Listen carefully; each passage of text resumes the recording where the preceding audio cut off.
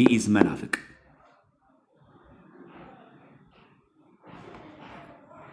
ስለዚህ ስለተሐድሶ ኑፋቄ ሴራ የምናጋልጠው ሰውን ለማስወገዝ አይደለም አንዳንድ ሰዎች እንደዚህ የሚያወራሉ ወንድምን ማወገዝ እንደው ትንሽ አይከብድም ይሉ ሰዎች አሉ አዛይ መሳይ ምናምን ምንድነው ቅቤ አንጓች ና የሚባሉ ሰዎች ስለተሐድሶ መናፍቃን ሲወራ የሆነ ግለሰብ ለማወገዝ ነው አይደል ወንድምን ሆና ይላል ስለዚህ ዕቅበተ እምነት ነው የተሐድሶ ኑፋቄ ማጋለጥ ዕቅበተ እምነት ነው አንተ የምትወደውን ሰው አይነካብኝ ማለት አይደለም አንተ የፈለገ አውድነቀው ወደደው ከቤተ ክርስቲያን ትምህርት ካፈነገጠ ይስመናፍቅ አንተ ስለምትከለከለለት አይድንም አንተ ስላወገዝከውም አይወገዝም ይሄ መጀመሪያ ማወቅ ሁለተኛ ማስመሰል ቅዱሳት መጻሕፍትን በይፋ ይነቅፉና ጥያቄ ስለጠየቅን ነው ማለት በራሱ እብለት ነው እምነት ሳይሆን እብለት ክህደት አሁን በማህበራዊ ሚዲያ ላይ ያለው ችግር ይሄ ነው ሙልጭ አርጎ ይሄንን ገለተክ ገብረ መንፈስ ቅዱስ ይሰድብና አልቀበል ምናም ይልና ለምን እንዲትላለ ስትሉት ጥያቄ ስለጠየቅኩ ነው ይላል መጠየቅና መስደብ አንድ ነው እንዴ ይሄንን መጽሐፍ ተረት ነው ካለ በኋላ ለምን እንደዚህ ትላለ ስትሉት አይ ጥያቄ ስለጠየቅኩ ነው ሰዎቹ ጤነኛ ናቸው ይሄ ምን ይባላል ማስተሐቀር እና ጥያቄ መለየት አለበት ይሄ ማስተሐቀር ማለት በግዕዝ ቋንቋ ማሳጣት ይሄንን መጽሐፍ ያሰጡና በሰው ይሄንን መጽሐፍ እንዳይቀበለው አድርገው ይተቹና በላይቭም በለው በቴሌግራም ግሩፕም በለው በዋትስአፕ ግሩፕም ይተቹት ይሰድቡትና ከዛ ጥያቄ መለየት ጥያቄ መጠየቅ ስለጠየቅ ነው ተሐድሶ ምትሉ ይላል እዛ ጥያቄው ሲን ተረት እኮ ነው ያልከው ተረት ማለት ጥያቄ ነው ወይስ ስድብ ነው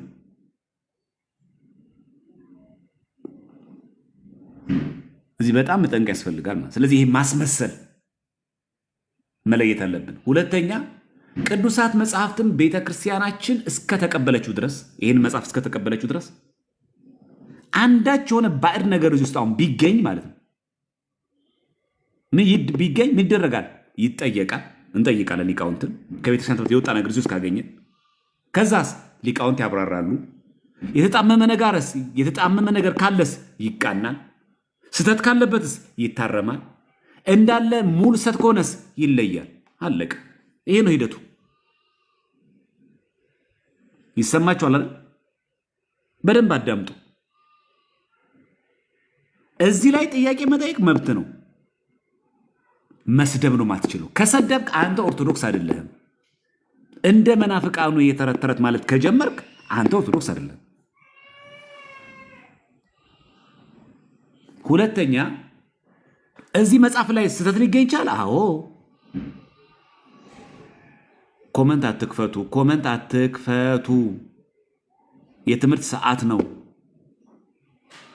እዚህ ውስጥ እንከን ሊገኝ ይችላል አዎ ሊገኝ ይችላል ሲገኝ ግን ባዕድ ነገር ከቤተክርስቲያን ትምህርት የወጣ ነገር ቢገኝስ እንጠይቃለን ማንን ሊቃውንትን አይች ይጠየቃል ከዛስ ያልገባን ነገር ሆኖ ግልጽ ካሆነ ደግሞ አይ ይሄ እኮ ትክክል ነው እንዲህ ለማለት ነው ካሉ ያብራራሉ ስተት ሆኖ ከተገኘስ ይቃናል እንዲህ ለማለት ተብሎ ይቃናል ባዕድ ነገር ገብቶስ ከሆነስ ይወጣል ይታረማል አይ ሙሉ ኑፋቄ ካለበትስ ይለያል አለቀ የሚለየው ገብረ መንፈስ ቅዱስ አለ የሚለየው ይሄኛው መጽሐፍ ስተት ከተሆኑ ከተገኘ ያው በሊቃውንት ጉባኤ ከተያየ ስለዚህ ማስመሰል አስወግዱ ሌላው በጣም አደገኛው ነገር ይሄ ማስመሰል እዚህ ተሐድሶ ምንፍቅና ሄደት ውስጥ ተችተው ይናገሩና ይጽፉና ስለዚህ መጽሐፍ በስትሮማን ፋላሲ ምን ያረጋሉ ገላ ድርሳናት እንከን አልባናቸው እያልከኝ ነው ይላሉ ያው ማደባበስ ይባላል ለምን ትሰድባለህ? ለምን የቤተክርስቲያን መጽሐፍትን ትነቅፋለህ ስትሉት ገድላት ድርሳናት እንከን አልባ ናቸው እያልከኝ ነው። ስትሮማን ፋላሲ ማለት ይሄ ያልጠየቀውን ያወራል። ማን አትጠይቅ አለ? ማን እዚህ ውስጥ እንከን ሊኖር አይችልም ፍጹማን ናቸው እንከን አልባ ናቸው ማን አለ?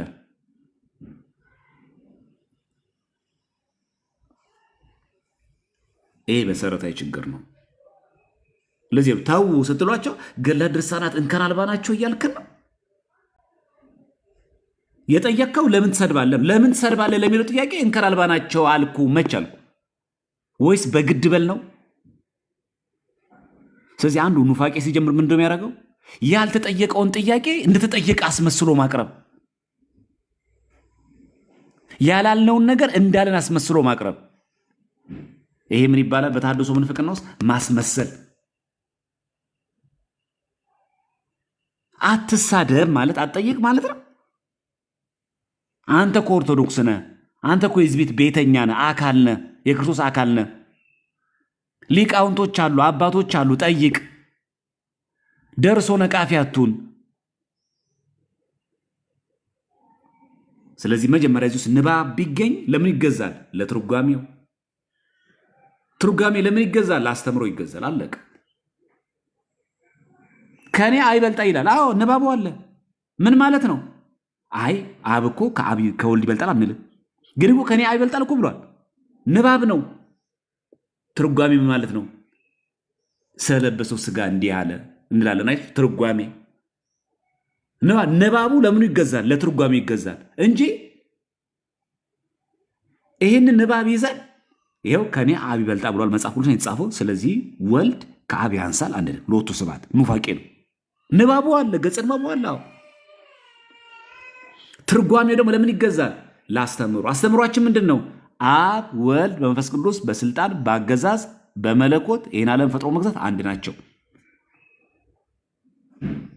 ከዚህ አንዳንድ ሰዎች ተችተው ይናገሩ ወይ ይጽፉና ከዛ ገድላት ድርሳናት እንከን አልባ ናቸው እያልከኝ ነው የሚሉ ማለት ስትጠይቋቸው እቺ ምን ትባላለች? ማስመሰል። እንደዚህ የተባሉ አስመስለው ያቀርባሉ። ለምን ትሳደባለህ ስትሉት እሱ እኮ እያለ ያለው እኮ አትንኩ ነው በቃ ገድላት ድርሳናት። ኧረ እባክህ እሱ ማራዳ ሆኖ ማለት ነው። ደካማ ጎኑን ጥፋቱን ለመደበቅ በዚህ ውስጥ ይደበቃል። ይሄ ማስመሰል ነው። ሌላኛው በአንድ ጎን ህገወጥ አጥማቂ ወይ ደግሞ ከተሐድሶ መናፍቃን ጋር ያሉ እንደሆኑ ታውቃላችሁ። አንድ የቴሌግራም ሚስጥር ላካፍላችሁ። ይኸው እንዲህ ይላታል። ስንት መምህር በሞላበት ዓለም እኔ ምንም ማውቀው ነገር ሳይኖር እንዴት ነው ማስተምርሽ ካላት በኋላ የዲያቆን አሸናፊ መኮንን መምህር ግርማ ወንድሙ መምህር ይመኑ አባ ገብረ ኪዳን ትምህርቶችን አዳምጪ አላት። ይታያል። አሁን ምን አገናኛችሁ እነዚህ ሰዎች? ይሄ የተወገዘ ነው። ይሄ አጥማቂ ነው፣ ህገወጥ። ይሄ ደገኛ መምህር ነው። እኚህ ደገኛ መምህር ናቸው። አይታችሁ። ቀጠለች። እሱማ እኮ ሰማለሁ እኮ አለችው። ዲያቆን አሸናፊ መኮንን መጽሐፉን አነብ ነበርና ተሐድሶውን ተወግዟል ሲሉኝ ማንበብ ተውኩት አለችው። እሱን ታዩ፣ መጽሐፉን አንብቢ፣ ትምህርቶችን አዳምጪ አላት። ከዛ ምን አለችው? የእግዚአብሔር ትዕግስት፣ ጸሎት የሚሉ መጽሐፍቶች ሳነብ አይተው ጓደኞቿ ማለት ነው ቅዱስ ሲኖዶስ ያወገዘውን ሰው መጽሐፉን ለምን ታነቢያለሽ አሉኝና ችግር የለውም ላንብብ መጽሐፍቶቹን አለችው። እኔ ግጥም አድርጌ ነው ማነበው የምከታተለው አለ። ጭራሽ ግጥም አድርጎ። ይሄ ሰው ምንድን ነው? የዲያቆን አሸናፊ መኮንን መጽሐፍ ያነባል፣ የተወገዘውን ተሐድሶ። የመምህር ግርማ ወንድሙም ደጋፊ ነው። መምህር ዮሜኑም ይሰማል፣ አባ ገብረ ኪዳንም ይሰማል። ምንድን ነው የሚባለው? አሁን ይሄ ሰው አያችሁ። ለዚህ ነው እዚህ ጋር ያልኳችሁ በአንድ ጎን ህገወጥ አጥማቂያን ጋር፣ ወዲህ ደግሞ ከተሐድሶ መናፍቃን ጋር ማስመሰል።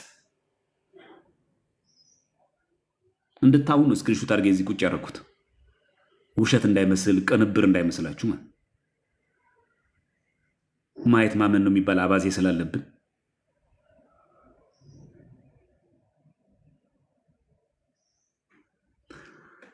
ኤኒሃው እንደዚህ አይነት ሰዎች አሉ ባጭሩ።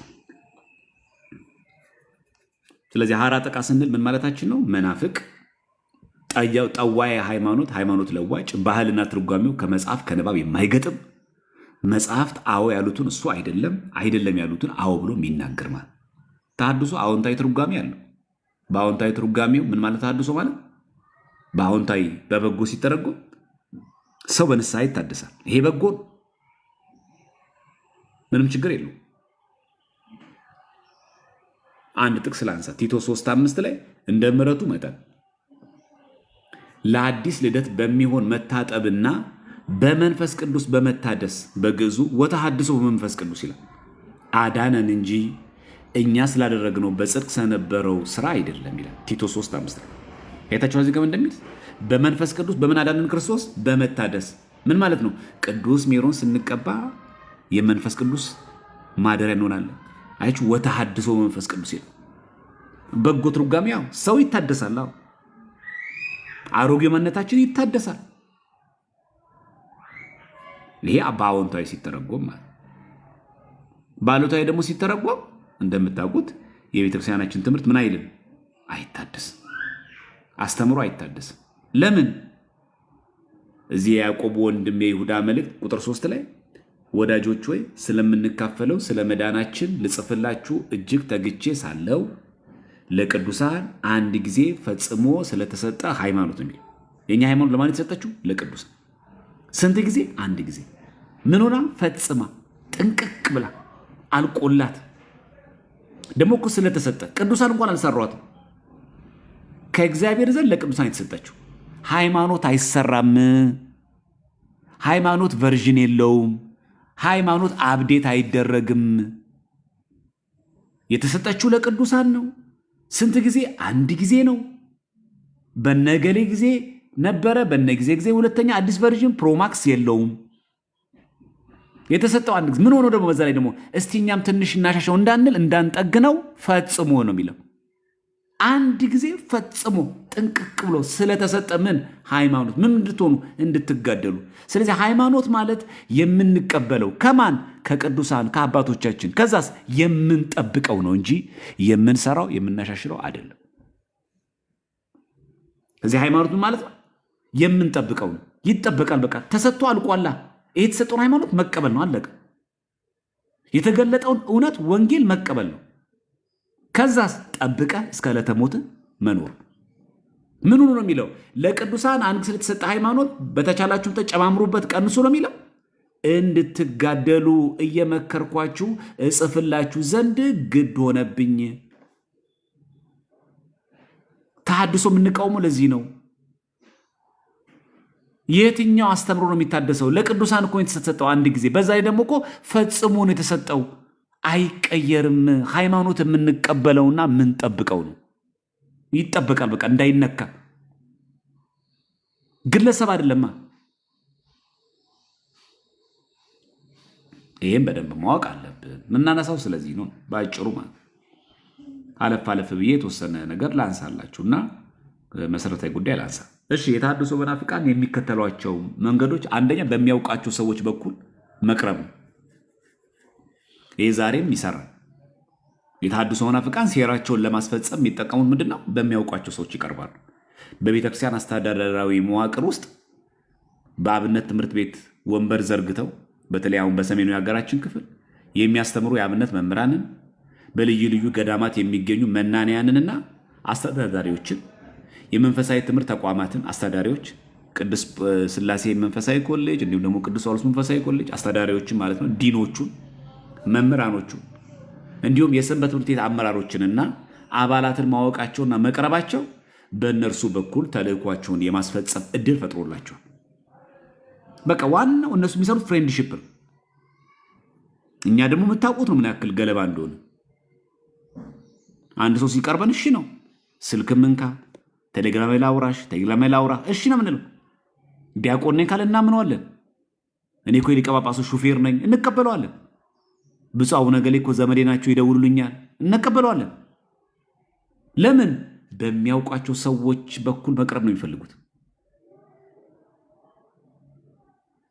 ይሄ ነው ትልቁ ችግራችን። ዝም ብለን ነው እኛ ሰው ልጥፍ ምንለው። ፍቅረኛ ስንይዝ አናጣራም። ኦርቶዶክስ መስሎኝ እኮ ነው፣ ኦርቶዶክስ መስሎኝ እኮ ነው፣ ዲያቆን ነኝ ብሎኝ እኮ ነው። መጨረሻ ስታዩ ይሄ መናፍቅ። ይሄ ምን ይባላል? በሚያውቃቸው ሰዎች መቅረብ። በተለይ በ1990 ዓመተ ምህረት ላይ ይመለሳል ተብሎ ሲጠበቅ የነበረው ጽጌ ስጦታው በ2004 ዓመተ ምህረት በቅዱስ ሲኖዶስ ምልዓተ ጉባኤ ከተወገዙ 16 መናፍቃን መካከል አንዱ የሆነው በሰሜናችን የሀገራችን ክፍል የነበረው ጽጌ ስጦታው አንዱ የበከለው በሚቀርባቸው ሰዎች ተጠግቶ። ስለዚህ ጓደኝነት በጣም አደገኛ መሆኑን መገንዘብ አለብን። ሁለተኛው በገንዘብ ማታለል በጣም አደገኛ ናቸው። ገንዘብ ላይ ተሐድሶቹ ለገዳማት፣ ለመንፈሳዊ የትምህርት ተቋማት ተማሪዎች አሁን ቅዱስ ጳውሎስ ለሚማር ሰው፣ ቅድስት ሥላሴ ለሚማር ሰው እንካ የሻይ ቡና ያስፈልጋል ቢሉት፣ በየጊዜው በየወሩ ለልብስ ለሳሙና ቢሉት ይሄ ሰው አይቀየር? እድል የለውም የመቀየር?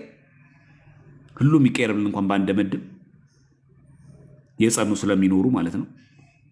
የመቀየር ግን እድል የለም። ገንዘብ ክፉ ነው፣ ስንቱን ያንገዳግዳል። ስለዚህ ለምንድነው መሰላችሁ ቅዱስ ጳውሎስ መንፈሳዊ ኮሌጅ፣ ቅድስት ሥላሴ መንፈሳዊ ኮሌጅ የሚማሩ ተማሪዎችን በገንዘብ ይረዱት ታውቃላችሁ? ያ ልጅ እየተማረ ያለው በኢትዮጵያ ኦርቶዶክስ ተዋሕዶ ቤተክርስቲያን መንፈሳዊ ኮሌጅ ነው፣ እውቅና ባለው በቅዱስ ጳውሎስም በሉ ቅድስት ሥላሴ በሉ። ግን ይሄ ልጅ እዛ ሲማር ለዚህ ልጅ የሚያስፈልገውን አስቤዛ የሚያስፈልገውን ገንዘብ ወጪ ከቨር ሲያደርጉለት ይሄ ልጅ ቀጥታ ከቨር ለሚያደርግለት ገንዘብ ድጎማ ለሚያደርግለት አካል ተገዢ ነው።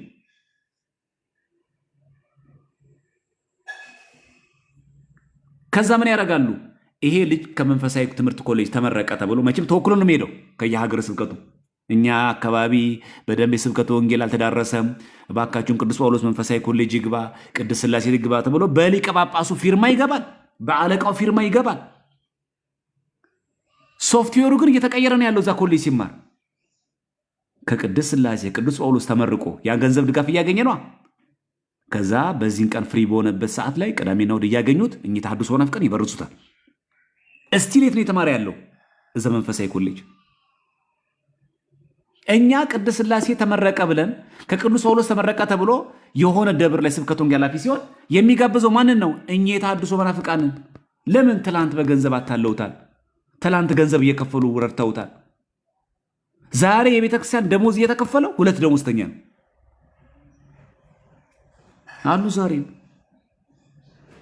ለምን ይፈልጉታል መሰለሽ? የተሐድሶ መናፍቃንን ስብከተ ወንጌሉ እነሱን ተልእኮ በሚያስፈጽም አካል መቆጣጠር። አንተ የምታውቀው ከቅዱስ ጳውሎስ መንፈሳዊ ኮሌጅ መመረቁን ነው። አንቺ የምታውቀው ቅዱስ ጳውሎስ ቅድስት ሥላሴ መንፈሳዊ ኮሌጅ ተምሮ መውጣቱን ነው። እነሱ ግን የገንዘብ ድጋፍ በማድረጋቸው ይሄን ሰውዬ እዛ መንገድ ጠልፈውታል። ዓላማቸውን እንዲያሳካ፣ ትምህርታቸውን እንዲከታተል፣ ኑፋቂያቸውን እንዲያሰርጸው። ስብከተ ወንጌል ኃላፊ ነው የፈለገውን የነሱን አይነት የተሐድሶ ናፍቃን ደጋፊ ወንጌል ሰባኪ አድርጎ ለጉባኤ ይጠራል። አይታል መንገዳቸው። ይሄ ሰው ተመረቀ፣ ቤተክርስቲያን ልጄ ነው ብላን የምታስበው ይሄንን መደበችው። ደግሞ ስሙ ሲያምር መምህር እገሌ የስነ መለኮት ምሩቅ በከፍተኛ ማዕረግ የተመረቀ። ከዛ ሰው ዘንድ የሚስለውን ስዕል አስበው አሉ። እኔ ገጥመውኛል እዚህ በአካል።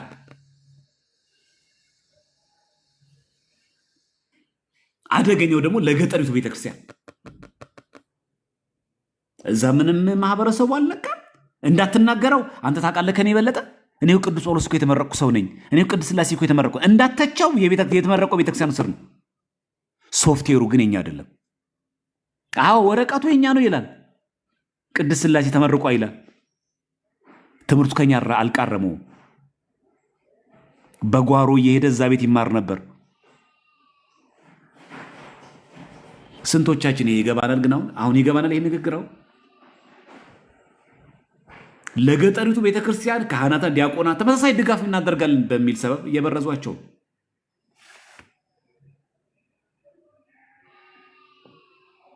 በጣም አደገኛ ኑፋቄ፣ በጣም መጥፎ ነው። ከዛ አሰልጥኖ አሰይጥሮ መመለስ፣ ይቺ ደግሞ አደገኛዋ ስልት ናት።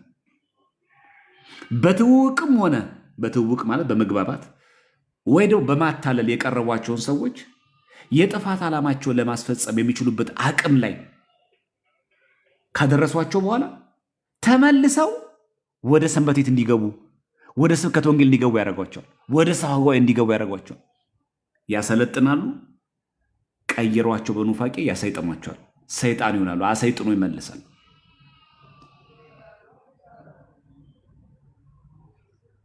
ስለዚህ መጀመሪያ ይመለምላሉ። በማታለልን በለው በቀረቤታም በለው። የገንዘብ ችግር ከሌለብህ በቀረቤታ እንደሚያስተምር መስሎ እንደሚረዳሽ መስሎ በገንዘብ እንደማታለይ ሲያቅ፣ የገንዘብ ችግር እንደሌለብሽ ሲያቅ፣ አንተን ልክ እንደ ሲያቅ ያሰለጥናሉ። ያሰለጠኑን ሰው ደግሞ አሰይጥረው ደግሞ ይመልሳሉ። ይሄ ተሐድሶ መናፍቃን በጣም አደገኛ ነው። ከዛ ሚዲያዎች ይጠቀማሉ። እያያችሁ ነው። በቲክቶክ ፕላትፎርም አሁን ተወግዞ ጽጌ ስጦታው አያመረ ጌታ ነኝ ይላል። ሙሴ መንበሩ አያመረ ጌታ ነኝ ይላል። ኦፊሻሊ በቅዱስ ሲኖዶስ ተወግዘዋል። ይሄ በጣም አደገኛ ናቸው። ጋዜጠኞች ይጠቀማሉ፣ ጋዜጦችን ይጠቀማሉ፣ መጽሔቶች ይጠቀማሉ። ለመጥቀስ ያክል መጥቅ የሚባል ነበር። በሃይማኖት ቁሙ። አይገርምም? ርዕሱ ራሱ የመጽሔቱ ስም በሃይማኖት ቁሙ የሚል ነው። ግን የማን ነው? የተሐድሶ መናፍቃን። ለምን መሰላቸው የሚያደርጉት? በሃይማኖት ቁሙ ካለ የኦርቶዶክስ መስሎት ሁሉም ኦርቶዶክስ ያነብላቸዋላ። አየህ፣ በሃይማኖት ቁሙ ብሎ ተሐድሶ ሊሆን አይችልም። አየህ፣ አንተ የምትገምተው እንደዛ ነው። መጽሔት ነበር። እኛ ሰንበቴት ተበትኖ ነበር። ይሄ የምታስታውሱ ከሆነ ቀይ መጽሔት፣ የመጽሔቱ ርዕስ በሃይማኖት ቁሙ ነው የሚለው። የሚታደለው በነፃ ነው። ይገርማቸዋል። በነፃ የሚታደል ነው ይላል። መቼም በሃይማኖት ቁሙ ከተባለ መቼስ ግልጽ ነው። በቃ ሁሉም ኦርቶዶክስ ደስ ብሎት እንዲገዛ ነው። ጽሑፉ ግን ኑፋቄ ነው። መርከብ የሚባል ነበራቸው። መና ተዋህዶ የሚል አይገርም? ስሙ ራሱ እውነት የሚል አላቸው። ሆተ ብርሃን የሚል አላቸው።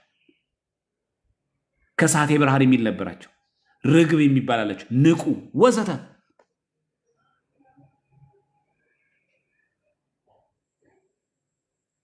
መጽሔትም አላቸው። ከመጽሔቶች ልጥቀስላችሁ። አንቀጸ ብርሃን የሚባል አሁን አንቀጸ ብርሃን ኦርቶዶክስ አይመስል። ብሔራዊ ተሐድሶ የሚል፣ ከሳቴ ብርሃን ዘኢትዮጵያ የሚል፣ ሰላማ ዘኦርቶዶክስ ተዋህዶ የሚል አይታ። አሁን ይህንን ሄደህ ትገለብጣለህ አንተ። ምክንያቱም ሰላማ ዘኦርቶዶክስ ተዋህዶ ከተባለ የኦርቶዶክስ ነው ብለህ ስለምታስብ የተሐድሶች ነው። ጮራ የሚል አላቸው። ቤተ ፍቅር የሚል አላቸው። ለዚህ ድጋፍ ሰጪዎች እነማን ናቸው? ጌሴም የሚባል የፕሮቴስታንቶች መጽሔት አለ። ኦፊሻሊ እነሱ ፕሮቴስታንቶች ድጋፍ የሚያደርጉት እነሱ ናቸው። ትዝ ይላቸዋል። ትሪኒቲ የሚባል አላቸው። ማቴቴስ የሚል አላቸው። ካሪዝማ የሚል አላቸው። እነዚህ ፕሮቴስታንቶች መጽሐፍቶች በሙሉ እነዚህ ሁሉ ግብአቶች ነበሩ፣ አገልጋዮች ነበሩ። ስፖንሰር ሆነው ድጋፍ እየሰጡ ገንዘብ እየሰጡ ይረዷቸው ነበር። በጣም አደገኛ እንደሆነ ትረዱ። በዚህ አጋጣሚ መጽሐፍት ያሳትማሉ። ብዙ መጽሐፍ አላቸው። ለምሳሌ ጸጋ ዘአብ በቀለ የተባለው ሰውዬ ሳታድግ ያረጀች የኢትዮጵያ ቤተክርስቲያን ብሎ ይሰደባል። ይህ መቼስ ምረቃ አይሆንም። ሳታድግ ያረጀች የኢትዮጵያ ቤተክርስቲያን ነው የሚለው። ይህ አሁን የጻፈው ጸጋ ዘአብ በቀለ ነው።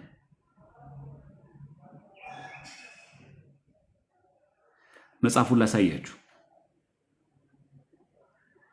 ምናልባት ከዚህ በፊት መጽሐፉን ያላያችሁ ሰዎች እስቲ ላሳያችሁ የተወሰኑ መጽሐፍቶች።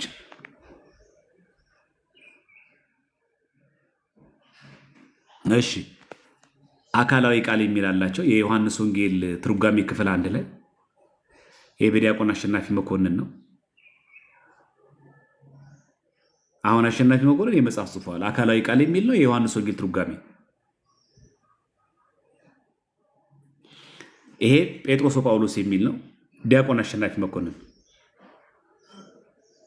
የተወገዘ ሰው ነው። ስሙን ስቲል ናው ራሱን ዲያቆን ያለ የሚጠራው። በጣም የሚገርማችሁ የቅዱስ ጳውሎስና ቅዱስ ጴጥሮስን ስዕል እንደዚህ ቁጭ አድርጎ ኦርቶዶክሶች ሁሉ እንዲገዙት። ይሄ ራጉኤል ቤተክርስቲያን በር ላይ ሲሸጥ የነበረ ነው። ይሄ ደግሞ እንደዚህ አካላዊ ቃል ከተባለ የዮሐንስ ወንጌል ትርጓሜ ከተባለ የኦርቶዶክስ አይመስልም። አሁን ያልኳችሁ ሳታድግ ያረጀሽ ምላችሁ ይሄንን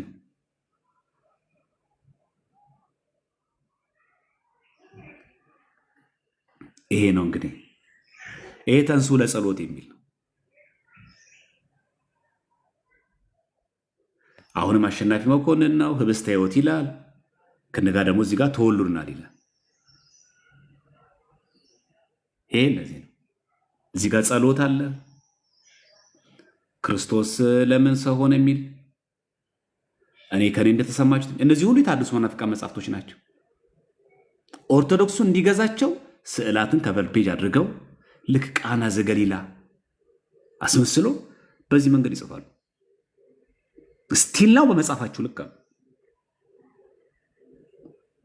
በዚህ ልክ ማለት ይሄ ኦፊሻል ፔጁ ነው። ይሄ ቴሌግራም ቻናሉ ነው። የአሸናፊ መኮንን ጭራሽ ስልኩን ቁጭ አድርጎ ነው። ምንም አይፈሩም። ሲዘግቡ ምንም አይሉ።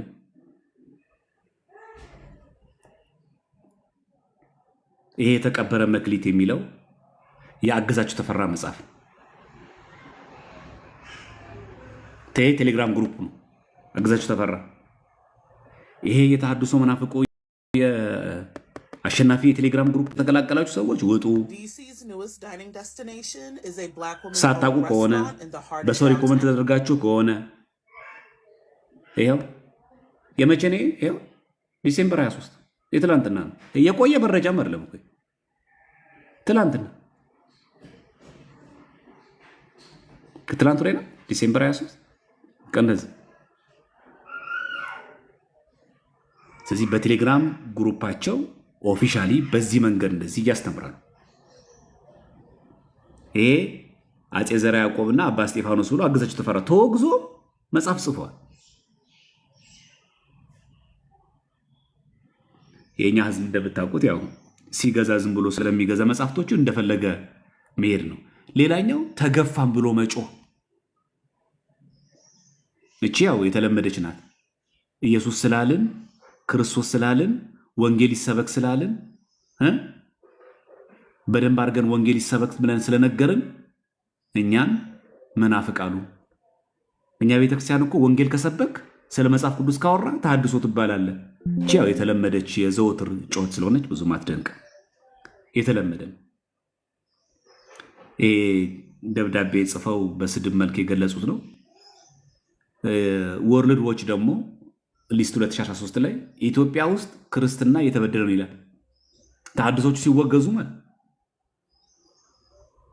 ወርልድ ዎች ነው ያወጣው የ2013 ላይ ማህበረ ቅዱሳን የሚባለው በጣም አደገኛ የሆነ ማህበር እየተስፋፋ ነው ያለው። ኢትዮጵያ ውስጥ ያሉ ፕሮቴስታንቶች እየተበደሉ ነው ይላል። እነ ጽጌ ስጦታው ስለተወገዙ እነ ሙሴ መንበሩ ስለተወገዙ ኢትዮጵያ ውስጥ ያሉ ተሐድሶች እየተገዱ ነው። ጭቆና አለ ኢትዮጵያ ውስጥ ይላል። ይሄ በእንግሊዝኛ ነው፣ ይሄ በአማርኛ የቀረበ ነው። እንግዲያስ እንዴት ከውጭ አካል ጋር ተናበው እንዴት እንደሚሰሩ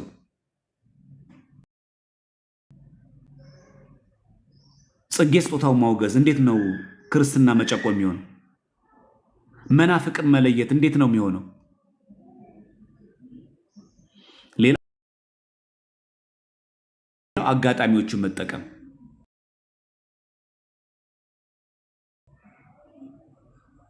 የተሐድሶ መናፍቃን አጋጣሚዎችን ይጠቀማሉ። ለምሳሌ ብፁዕ ያሉት የኛ ሰው በኦርቶዶክስ ቤተክርስቲያን አጋጣሚ በቃ ተለጣፊ መሆን ራስን ችሎ መቆም የለም።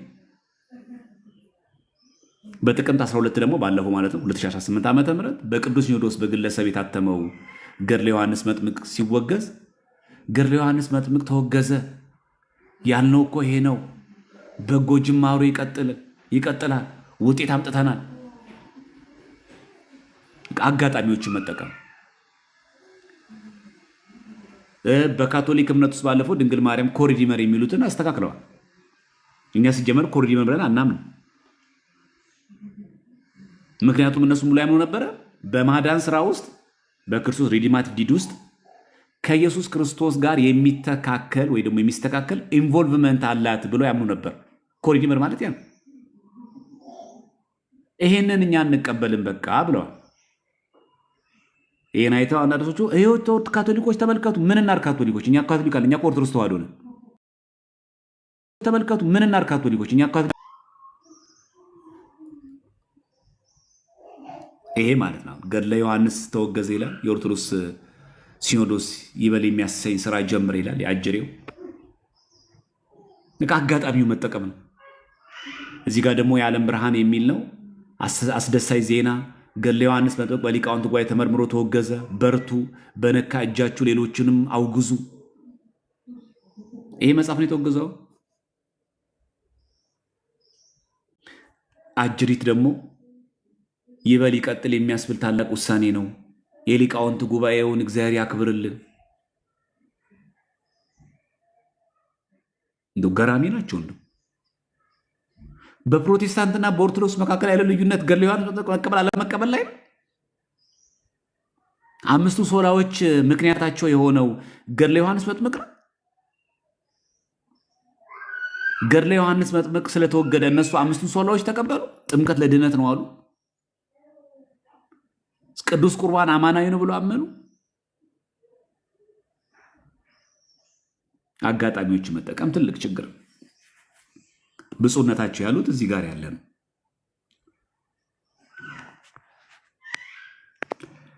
ምናልባት ድምፅ ከፈለጋችሁ አሰማችኋለሁ። ነባሩና አይደል ያሉት ጥንታዊው ገድለ ዮሐንስ መጥምቅ እንደተጠበቀ ሆኖ ነው የሚለው። አሁን ደግሞ በጋራ እንዲሰራሉ። ይሄ ሐዋሳ ነው። ይሄ መሀል ላይ ያለው ሰው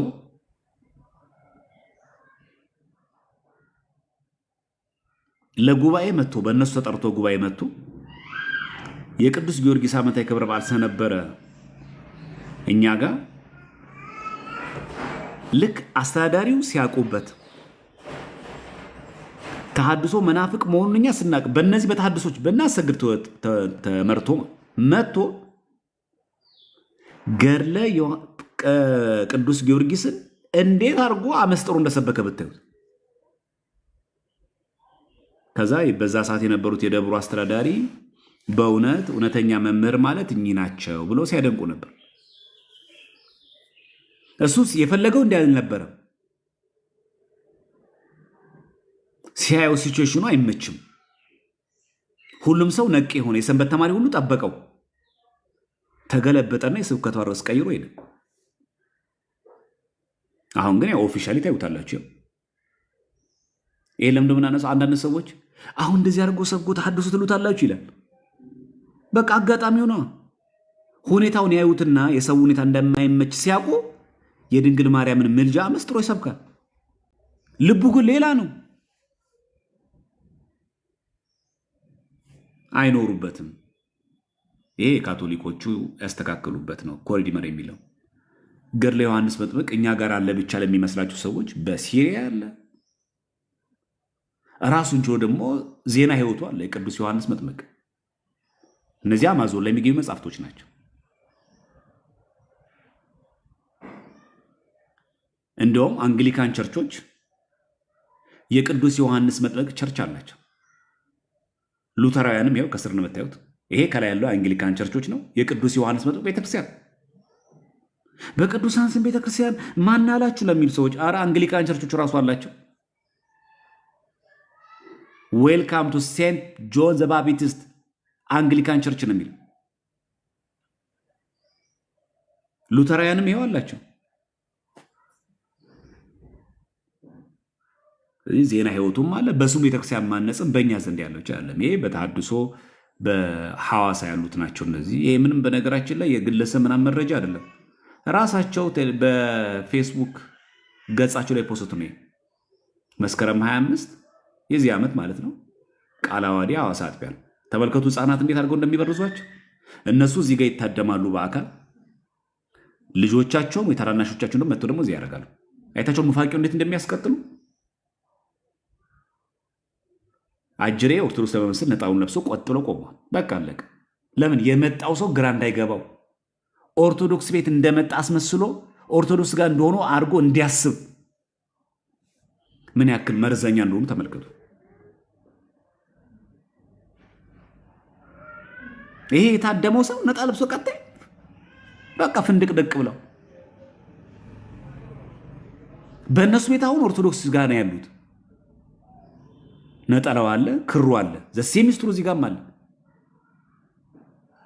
ማያምንበትን ነጠላ ማያምንበትን ክር አስረውት ልክ እንደዚህ ልጆቻቸውን ጭምር እየበኩ ነው። እኔ ከነዚህ ከዚህም ሰው ይልቅ አደገኛዎቹ እኚህ ህፃናት ናቸው። እኚህ ታዳጊ ልጆች እየተበከሉ ያድጋሉ ማለት ነው። ኑፋቄው እንዳይቆም እነሱ እንኳን በሆነ አጋጣሚ ወጥተው ምናምን አርጅተው ቢሞቱ በእነዚህ ህፃናት እንዲቀጥል ምን ያክል አደገኛ ስራ እንደሚሰሩ ተመልከቱ። እነዚህ ሰዎች ከምናስቡ በላይ ማለት ይሄ የኛ ሰንበት ትምህርት ቤት የነበረ ሰው ነው። ዲያቆን የነበረ ነው። ጭራሽ ያው ቅዱስ ቁርባን ልክ አስመስለው እንደዚህ ያቀርባል። ልብሰ ተክህኖ አድርገው ያው እንደምታዩት ይታያቸዋል። እዚህ ከጀርባው ላይ ስክሪን ምናምን ቺጋ ባለቤቷ አለች። ይሄ አሁን በቴሌግራም ብቻ እየተፖሰተ ነው። አሁን ምንም የሰው ፕራይቬሲ መንከት ነው አይደል? በፌስቡክ ገጻቸው ላይ እሁድ ቀን የዛሬ ሳምንት እሁድ ቀን ያከናወኑት ነው። ፎቶን የፖስቱት ራሳቸው ናቸው። እኛ ተደብቀን ምናምን ሰው ገብቶ ሰላይ ገብቶ ፎቶ አንስቷቸው አይደለም።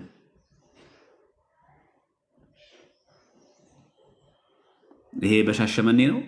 የቅድሙ የሐዋሳን የጌታ እራት ብለው ያቀርባሉ። ማስታወቂያ ይሰራሉ። በዚህ መንገድ ያቀርባሉ። በዚህ መንገድ ይኸው ይዳፈሩታል። ሁሉም እነዚያው የምታያቸው ፎቶዎች ሁሉ በእነሱ ፌስቡክ ገጽ ላይ የተፖሰቱ ናቸው። ምን መፍራት የለም ምን የለም። አሁን እኚህ ሽማግሌዎች ያሳዝኑ። የት ነበር አሁን መኖሪያቸው? የት ነበር መገኘት የነበረበት? የት ነበር ውሏቸው መሆን የነበረበት?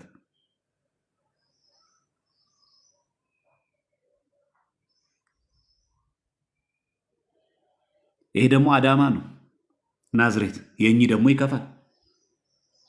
ሙሎቹም ሁሉም ገዝተው ከመርካቶ ለብሰው ጭራሽ ያው ኦፊሻሊ ምን እንደሚያደርግ ተመልከቱ። እዚህ ጋር ከዛ ምን ያደርጋሉ? ህፃናቶቻቸውን ይኸው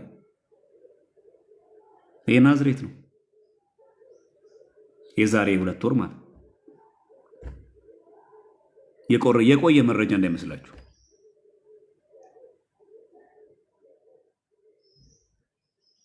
ምንድነው የሚያደርገው? ልብሰ ተክህኖ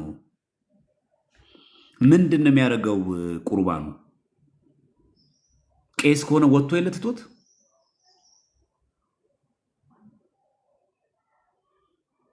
አይችሁ። በሐዋሳም ተመልከቱ ህፃናት አሉ፣ እዚህ ጋርም ተመልከቱ ህፃናት አሉ። አያሳዝኗችሁ? ከኋላ ታያችኋለች ህፃን ከኋላ ያለች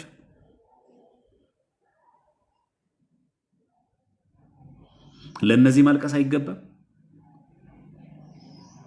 አዳማ ለሚገኙ ህፃናት ማዘን አይገባም?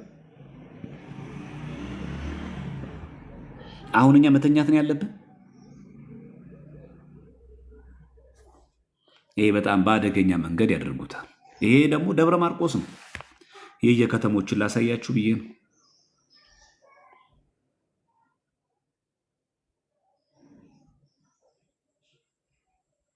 እኚህ ሰንበት ተማሪዎችን ይዞ ነው።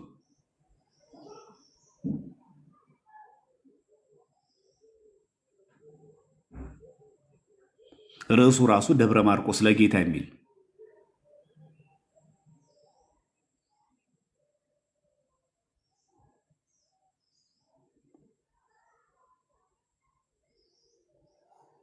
ይሄ በጣም ከምናስበው በላይ የሆኑ አካላት ናቸው። ይሄ ዲላ ነው።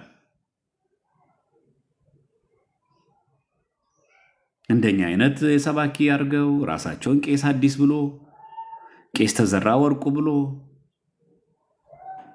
በቃ አለቀ። እንደዚህ ያደርጋል። ይሄ ዲላ ላይ ነው። ማስታወቂያ ሰርቶ ባነር ሰርቶ ምናምን። ይሄን የሚመራው ማን ነው? ሻሸመኔ ያለው ይኸው እዚህ ጋር ይናገራል።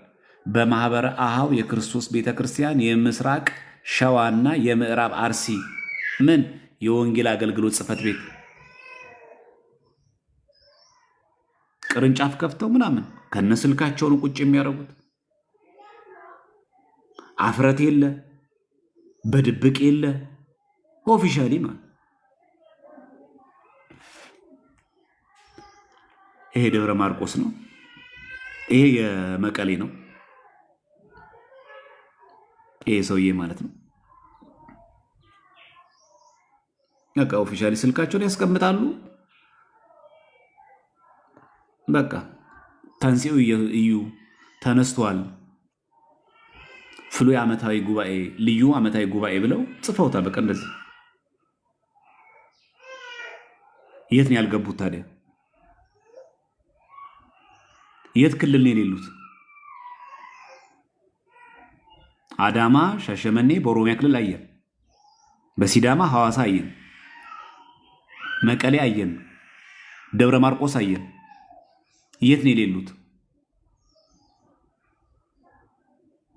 እዚህ ጋር ደግሞ የዛሬ ዓመት ሕጽበተ እግር እያደረገ ልብሰ ተክህኖ አስለብሶ ከመርካቶ አስገዝቶ እሱ ተጎንብሶ እግር እያጠበ ታዩታላችሁ።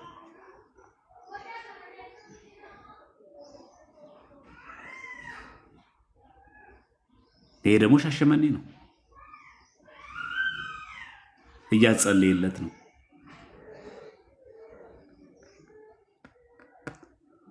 ህፃናት ላይ እንዴት አድርገው እንደሚሰሩ በዚህ አጋጣሚ እንድታውቁ ነው።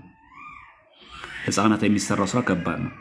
ይሄ ደግሞ በእውኑ በማርያም ማመን ይገባል ብሎ አያችሁ፣ እመቤታችን አይን ላይ ጥያቄ ምልክት።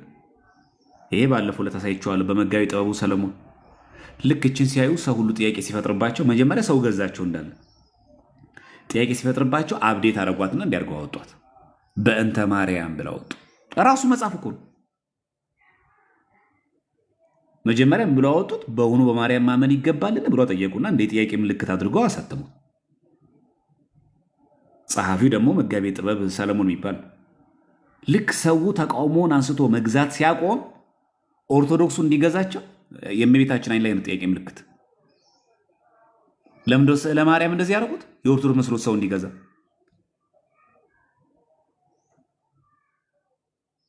ከዛ በእንተ ማርያም ብሎ አወጣው ሁለተኛ እትም ላይ። ከዛ ምን ይላል? ቅድስት ማርያም በመጽሐፍ ቅዱስ በአዋልድና በትውፊት ውስጥ። አሁን በእንተ ማርያም ከተባለ የቆሎ ተማሪ ማን ቤተክርስቲያን ልጅ ሁሉ ይገዛዋል። የኦርቶዶክስ መስሎት ይመጻ። ይሄን ነው አፕዴት ያደረጉት። ትንሽ ነቃ ሲልባቸው ሰው ሲይዛቸው መልኳን ርዕሷን ቀየር አድርጎ በዚህ መልክ መምጣት ራሱን ምንም ልዩነት የለው።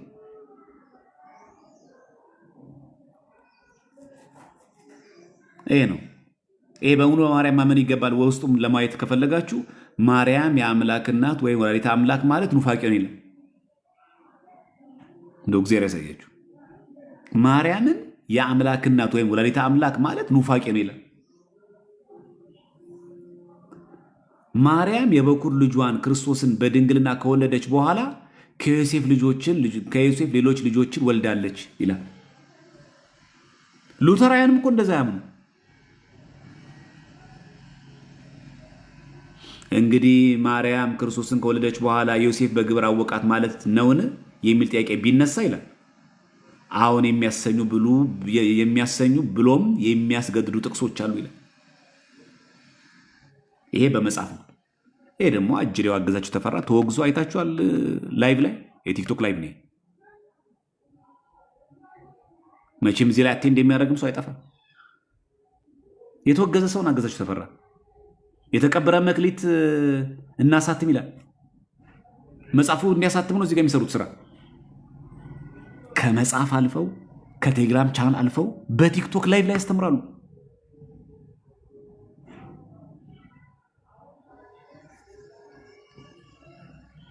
ስለዚህ የተሐድሶ መናፍቃን በተመለከተ ብዙዎቻችን አርቀን ነው የምናስበው። እንደሌሉ አድርጎ የሚያስብ ሰው አለ። እንደጠፉ ምናምን ውስጣችን እንደሌሉ አድርጎ ያስባል። እና ይህ በጣም አደገኛ ነገርና ያልተረዳውን ነገር መሆኑን መገንዘብ ያስፈልጋል። ይሄ በኤርትራ የነበረው ነው ባለፈው ያነሳውላችሁ። የእኛ እናቶች ከኤርትራ ኦርቶዶክስ ቤተክርስቲያን እናቶች ምን እንማራለን የሚሉ ማለት ኤርትራ ብዙ ጳጳሳት ነበረች ያሳለፈችው በዘመኗ። ነገር ግን የተሐድሶ መናፍቃን ፈትነዋት ነበር። መድኃኔዓለም ቤተክርስቲያን ላይ ባጭሩ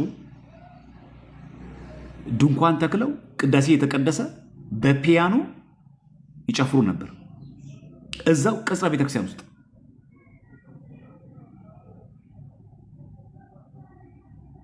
በየት በኩል?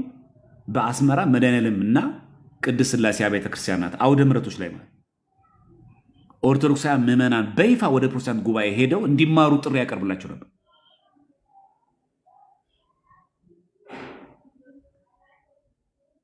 በጣም ነው የሚገርመው። አውደ ምሕረት ላይ ነው የሚነገረው። ይሄ ምዕመናን እንግዲህ ዛሬ እንዳትቀሩ ሄዳችሁ እዛ ሙሉ ወንጌል ተማሩ ይባላል። ቅዳሴ ካለቀ በኋላ ለምዕመናን አስመራ ውስጥ ማይክ ተይዞ ሄዱና ተማሩ ይባላል። በእኛው ማይክ፣ በእኛው ወደ ምሕረት፣ በእኛው ቤተክርስቲያን፣ በእኛው ካህን ሄድ ፕሮቴስታንት ቸርች እንዳትቀር። ዛሬ የምናያት የኤርትራ ኦርቶዶክስ ቤተክርስቲያን ይህን ሁሉ መከራ አልፋል። እኛ ጋር ይህ መልእክት ቢተላለፍ ምን እንደምንል አስቡ። አዲስ አበባ የሆነ ደብር ላይ አንድ ቄሰ ገበዝ ወይ አንድ ሊቀ ዲያቆን እንደዚህ ብሎ ቢናገር፣ በማይክ ቢናገር ቅዳሴ በኋላ ምን ሊፈጠር እንደሚችል አስቡት። እዚህ ግን ነፃ ነበር፣ በቃ መብት ነበር። በአውደ ምሕረት ላይ በመናን በይፋ ነው የሚነገረው። በአውደ ምሕረቶች ላይ መድኃኔዓለም ቤተክርስቲያንና የት ቅድስት ሥላሴ ቤተክርስቲያን እንዳትቀሩ ፕሮቴስታንት ቸርች ተብሎ። ከዛ እንግዲህ ኤርትራ እናቶች እንዲህ በፒያኖ የሚዘመር ነበር። ይሄ መካነ ሕይወት ይባላል የደብሩ ስም። አስመራ መድኃኔዓለም ቤተክርስቲያን የተፈጠረው ነው።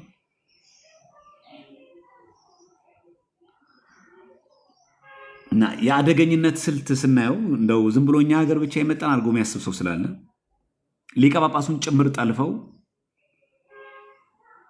ብፁዕ አቡነ አንጦኒዎስን ማለት ነው እንደውም ጭራሽ ተሐድሶችን አላወግዝም ብለው እንደውም ጭራሽ ምን አሉ? ልጆቼ እነዚህ ናቸው አሉ ጭራሽ ተሐድሶቹ። ከዛ ነው የኤርትራ ኦርቶዶክስ ተዋሕዶ ቤተክርስቲያን ቅዱስ ሲኖዶስ እሳቸውን ያገለላቸው።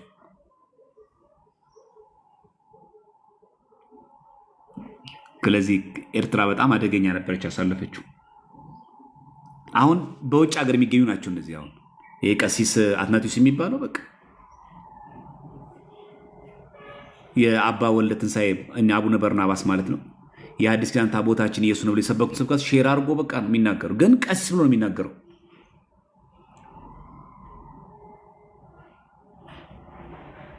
የእነዚህ ሰዎች ኮኔክሽናቸው ከማገኑ ታውቃላችሁ? ከዚህ ሰው ጋር አይታችኋል። በቴሌግራም ላይ በፌስቡክ ላይ የማንን ሼር እንደሚያደርጉ። ይህ ኤርትራዊ ኢትዮጵያ ውስጥ ካለው ከአሰግድ ጋር ምን ያክል ግንኙነት እንዳለ ታውቃላችሁ? እንደውም እርሱ እንደሚለው ተወግዛል ያለው ሲኖዶስ አይደለም ይላል። ተረፈ አበራ የጻፈውን ናቸው እኚህ ቀሲስ ኤርትራዊ የተባሉት ሼር ያደረጉት። ሉክ ለዛም ነው ባለፈው ዕለት በኤርትራ የሚንቀሳቀሱ የተሐድሶ መናፍቃን ኢትዮጵያ ውስጥ ካለው የተሐድሶ ክንፍ ጋር አብሮ የሚሰሩ ናቸው ያለው። ለዚህ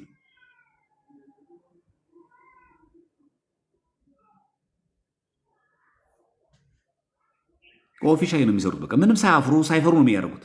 እሳቸውም ቀሲስ ብለው ራሳቸው የሚጠሩት አይፈሩም። አሰግድ አልተወገዘም ብለው ነው የሚያምኑት። ወደ ኢትዮጵያ የመጡ ኤርትራውያንም እዚህ ቤት ገብተው እሱ ጋር ሄደው ቃለ ዓዋዲ እንዲማሩ ያደርጋሉ። ምንፍቅናውን ይህን ሴራ ይሰራሉ።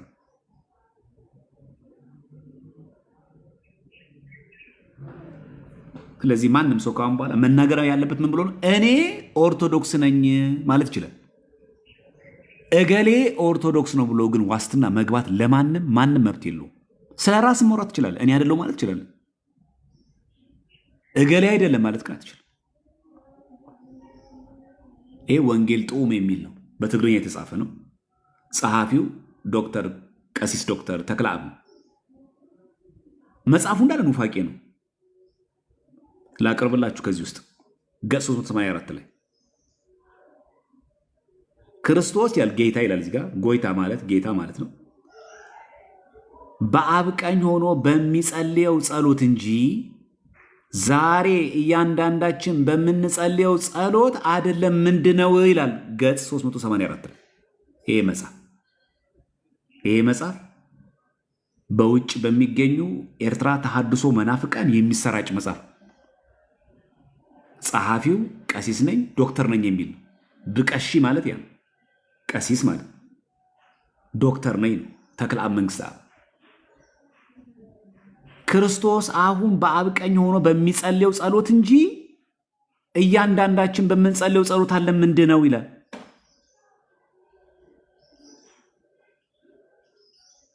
ክርስቶስ አንዴ ተሰቅሎ ሞቶ ማዳን የድህነት አይደለም። በጌቴሰማኒ የጸለየውን ጸሎት አሁን እንኳን ያ ጸሎት አለ አይለይም ይላል ገጽ 352 ላይ።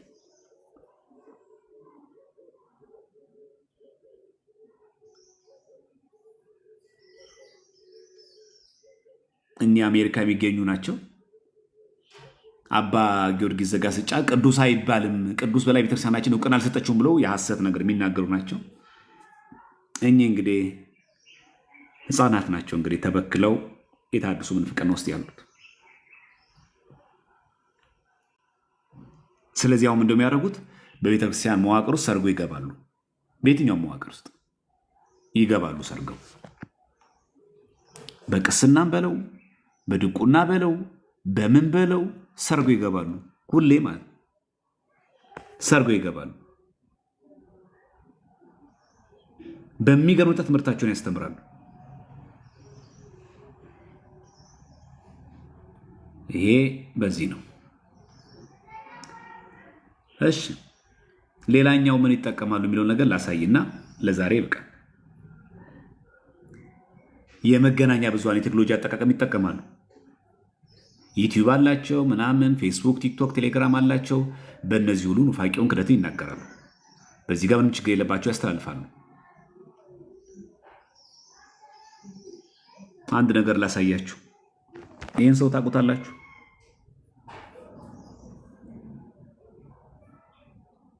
በፌስቡክም በቴሌግራም በማን ነው በቲክቶክ ማለት አሁን ስንማማር የሚጽፈውን ጽሑፍ ተመልከቱ። እርሶ እኔን የመናገር የማስተማር እንጂ ተሐድሶ የማለት መብት የሎትም ካለ በኋላ ይሄ ሰው ማለት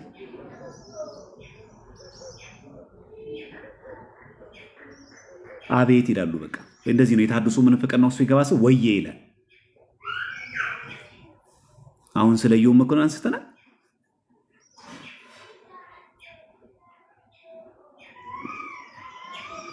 አሁን ለዚህ ሰው ስድብ ያስፈልጋል? በቃ እንደዚህ ባለጌ ብሎ ሲዳውስ ዝም በሉት። በቃ አለቀ። እግዚአብሔር ይስጥልን ነው ለዚህ መልሱ ምንድነው? እግዚአብሔር ይስጥልን። በቃ አለቀ።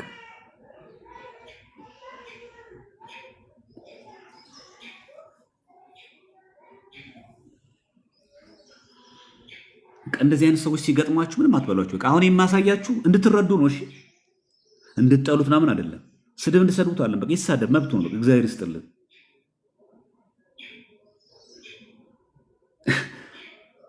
በቃ እንዲህ ናቸው። በቃ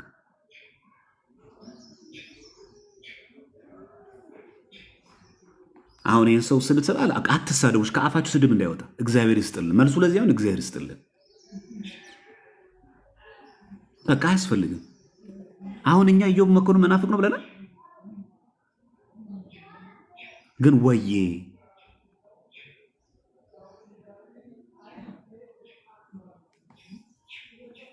እሺ እኔ አሁን እንድትረዱት ነው። አሁን ይሄን ማሳያችሁ ሰው እንድትረዱት ነው። ሰው የደረሰበትን ደረጃ እንድትረዱት ነው። በቃ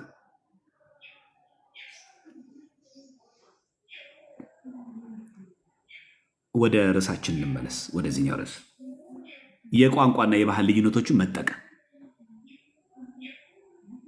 ኮሜንቱን አጥፉላችሁና ይካተሉ። እዚህ ጋር ተመልከቱ። በተለይ አሁን እንደምታዩት በተለያየ ቋንቋዎች በተለያየ ብሔር ብሔረሰቦች ቋንቋዎች ስብከቶች ይሰበካሉ።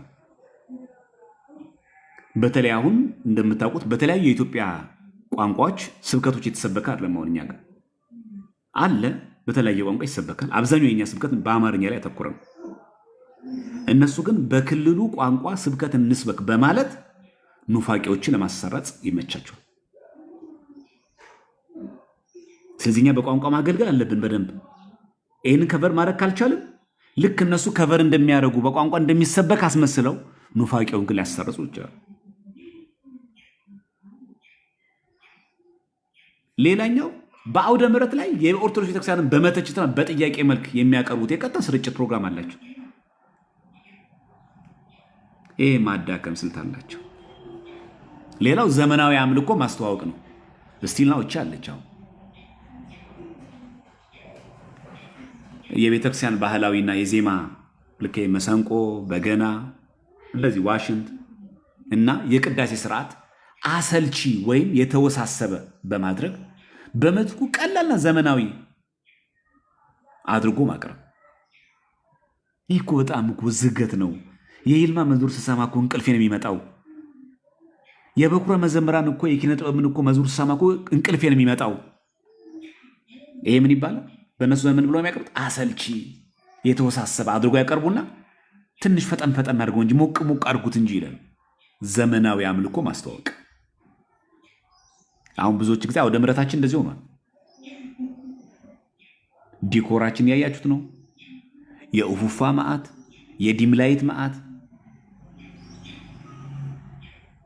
በቃ አሁን የተለመደ መጥቷል። ዲኮሩ ያያችሁት ነው። አውደ ምሕረታችን ሰርግ ቤት አይደለም፣ ይሄ መዝናኛ ቦታ አይደለም፣ አውደ ምሕረት ነው። ቀስ በቀስ ዘመናዊ አምልኮ እየተዋወቁ ይመጣል።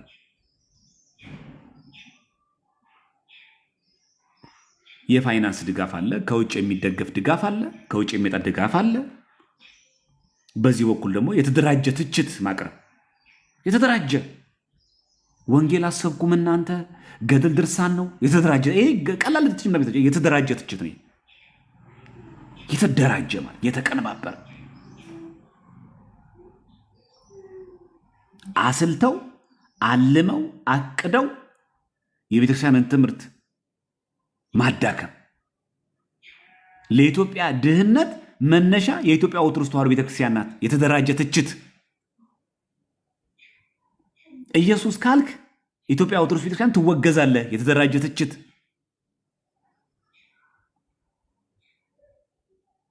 ይሄ ነው በቃ። ይሄ ትችት ይቀርባል ማለት ይሄ በጣም የተደራጀ ትችት አለ ማለት። ከዛ መጀመሪያ ምን ያደርጋሉ? ጥያቄ መጫር ነው። ምን ፍቅር ነው? አንድ ሰው ሲገባ መጀመሪያ ምን ያደርጉት? እንትን አለው፣ ስቴፕ አለው። መጀመሪያ መጽሐፍ ቅዱስ ምን ይላል ብሎ ጥያቄ መፍጠር። ይሄ ለምንድን ነው የሚሉት? የኦርቶዶክስ ቤተክርስቲያን ትምህርት መጽሐፍ ቅዱሳዊ መሰረት የለውም ለማለት ነው። አሁን ድንግል ማርያም አድርጋለች የሚል ጥቅስ አለ? እስኪ ቃል በቃል አምጣልኝ። እስኪ ድንግል ማርያም እንደዚህ አድርጋለች አማላጅነት የሚል አንድ ጥቅስ ቃል በቃል አምጣልኝ። ከዛ ኦርቶዶክስ ሆናለሁ። አይችሁ፣ ጥያቄ መጫር። ከዛስ ማጠራጠር። ከዛም ይላል መጽሐፍ ቅዱስ ምን ይላል? ልክ መጽሐፍ ቅዱስን እንደሚቀበሉ አስመስሎ ማቅረብ። እውነት መጽሐፍ ቅዱስ ለነሱ ምን ይላል?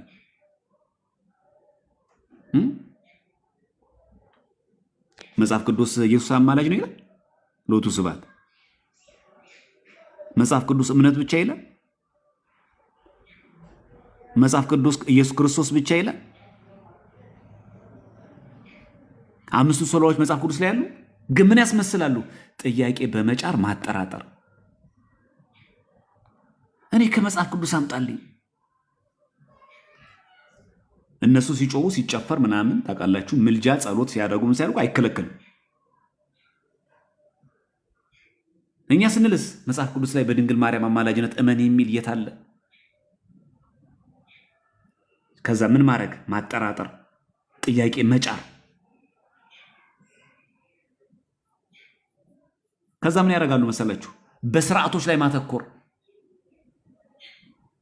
የጸበልን፣ የቅዱሳት ስዕላትን፣ የሰባቱ ምስጢራትን አፈጻጸም ወይም በዓላትን ከክርስትና ውጭ ያሉ ባህሎች ናቸው ማለት ማሳነስ። ይሄ እኮ ማካበር ነው። ጸበል እኮ ዝም ብለህ ታጥበህ ንጹህ ሆነ ምንም ችግር እኮ የለውም። አይችሁ መጀመሪያ ኑፋቄ የሚጀምረው ስርዓት ከማራከስም አታካብድ ከሚል ይጀምራል። ምን አለበት ከሚል ይጀምራል። ቅዱሳት ስዕላት የት ቢቀመጡስ ችግር እኮ የለውም። ዋናው እኮ ሜሞሪ አይደል? እንዴትም ተጠመቅ፣ ዋናው እኮ መጠመቅህ ነው። ምንፍቅና ሲጀምር መጀመሪያ ምን እንደሚያደርገው ስርዓት ላይ በማተኮር መጀመሪያ በማራከስ ይጀምራል። ይህ እኮ ባህል ነው፣ ዝም ብሎ ነው። ቄስ መጥቶ ማጥመቅ ምናምን ማቁረብ ሜሮን መቀባት ይሄ እኮ ዝባዝንኬ ዝም ብሎ እኮ በዓል ነው። የጥምቀት ቀን ታቦት ይዞ መውጣት ምናምን ዋናው እኮ ማሰብ ነው ጌታን ክርስቶስን። ታቦት ምን ያደርጋል? ብዙዎቻችን እኛ እንዘነጋለን። የቤተክርስቲያን ስርዓት የሚነቅፍ ሰው ስርዓትን የነቀፈው ምን ችግር አለው? ስርዓት ደግሞ ይሻላል ብሎ ይናገራል። ጥንቃቄ አድርጉ ምዕመናን። ምንፍቅና ሲጀምር መጀመሪያ የሚጀምረው በማ ላይ ነው? በስርዓት። ከዛ በጌታ ይጀምር፣ ድንግል ማርያም በመንቀፍ በድንግል ማርያም ላይ የነቀፈ ጌታ ላይ ይሄዳል። ከጌታ ጋር የጀመረ ሄዱ ከስላሴ ጋር ይጋጫል። አሁን ያያችሁ ነው። ለመጸለይ 1 2 3 ነው የሚሉት። በስመ አብ ወወልድ ወመንፈስ ቅዱስ አይሉም። ታውቃላችሁ። ለመጀመር 1 2 3 ይላል። በምን ላይ ማተኮር? በስርዓቶች ላይ ማተኮር። መጀመሪያ መንቀፍ ከተጀመረ አታካብዶ እባክህ። ምን ችግር አለው? እንደፈለገ ለብሼ ባስቀድስ እንደፈለገ በው ምን ችግር አለው? ይሄ እኮ እየተካበደ ዝም ብሎ እኮ ምናምን ባህታዊ ገሌ ያስጀመረው ነው። የቤተክርስቲያን ስርዓት የተለካ ነው፣ የተሰፈረ ነው፣ አለቀ። የኦርቶዶክስ ቤተክርስቲያን ለማላላትም ለማካበድም የተሰራ ስርዓት የለንም። ስርዓት ነው።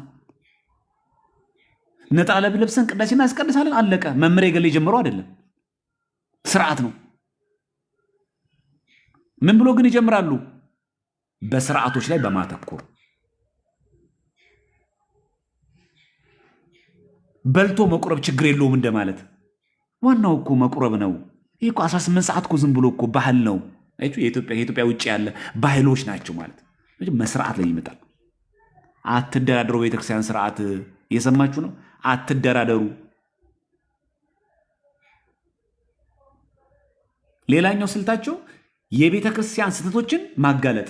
ምን ማለት የቤተክርስቲያን ስህተቶች ስንል በአስተዳዳሪዎች በአባቶች ላይ የሚታዩ ስህተቶችን፣ የገንዘብ ብክነት፣ የሥነ ምግባር ጉድለቶችን በማጉላት ቤተክርስቲያን እኮ ጠፍታለች እያሉ ይናገራሉ። አላየም? መምሬ ገሌ ባለፈው ዕለት እየገለበጡ እየሰከሩ አላየውም? ባለፈው ዲያቆን ገሌ ከገሊት ጋር አድሮ ማታ ሲወጣ አላየው? ስለዚህ ምን ይሁን? እሺ አየህ ነው። ስለዚህ ምን ይሁን? የኦርቶዶክስ ቤተክርስቲያን አስተምሮ ችግር ነው ማለት ነው። የኛ ቤተክርስቲያን አስተምሮ የሚለካው በዛ ሊቀ ጳጳስ ስነ ምግባር ነው የሚለካው? በጠቅላይ ቤተ ክህነት ስራ አስኪያጅ ነው የሚለካው? አስተዳዳሪ እኮ ገንዘብ በሉ። አዎ ልክ ነው፣ በሉ። አዎ ገንዘብ አመን እኮ ልክ ነው። አዎ ሰው ምን ይሁን? እሳቸው ገንዘብ ስለበሉ የቤተክርስቲያን ትምህርት ስህተት ነው? እዚህ አንደኛ ስርዓት ላይ ተኮራ። ሁለተኛ በምን ይጀምራሉ? በቤተክርስቲያን አባቶች የገንዘብ ብክነት አሳበው የቤተክርስቲያንን ቦታና ደረጃ ከዛም ይላሉ ቤተክርስቲያን እኮ የለችም አሁን ይላሉ። አደገኛው አችናል። ሙስና አለ፣ ትክክል ነው። ዘረኝነት አለ፣ ትክክል ነው። የገንዘብ ብክነት አለ፣ ትክክል ነው። ምን እስከ ዓለም ፍጻሜ ከእናንተ ጋር ነኝ የሚለው ጥቅስ አሁን ይሰረዛል በእነዚህ ሰዎች የሥነ ምግባር ችግር። ከዛ ቤተክርስቲያን ባካት ሂድ ይቅርብህ። ቤተክርስቲያን እኮ እየጠፋች ነው። በቃ አባት እኮ የለም። አባት ድሮ ቀረ። የበቁ አባቶች ድሮ ቀሩ። አሁን እቺ የተቀደሰች ንግግር አትመስልም? በጣም ለቤተክርስቲያን ስርዓት የተቆረቆረ አይመስሉ?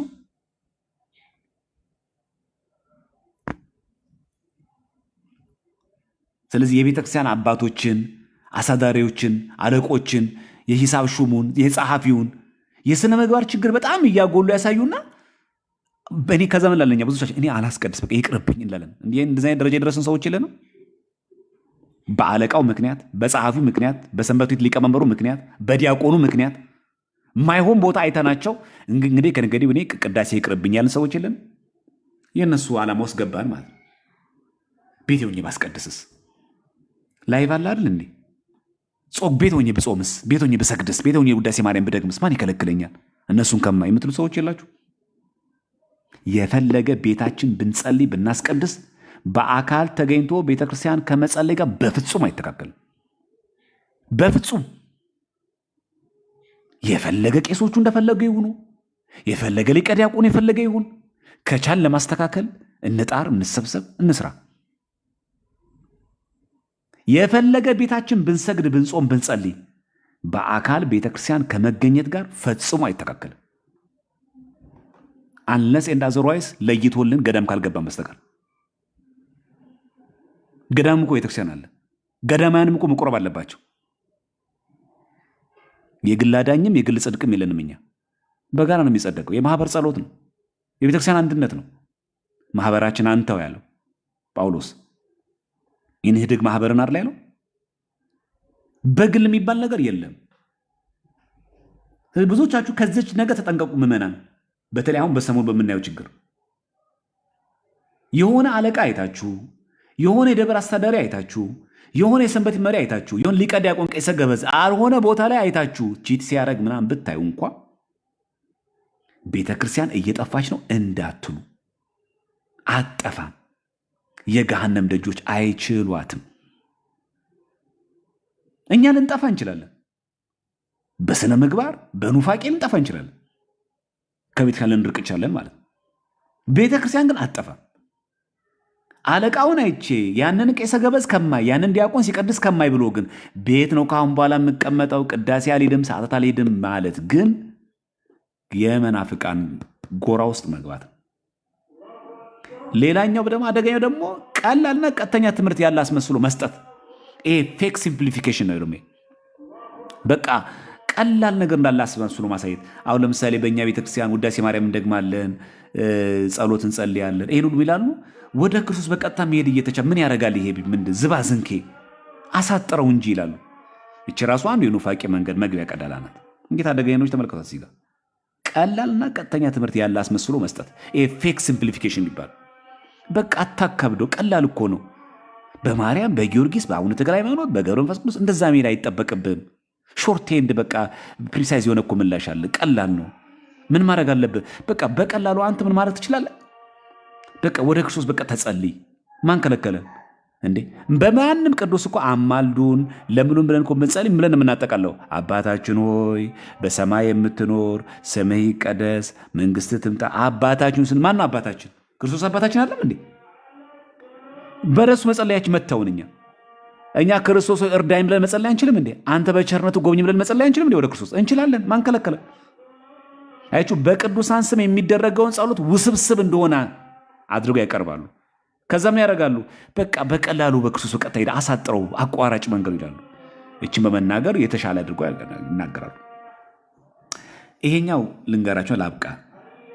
በማህበራዊ ግንኙነት ውስጥ ማዛል ሪሌሽንሺፕ ቢልዲንግ የሚባለው በጣም አደገኛው ደግሞ ይሄ ነው።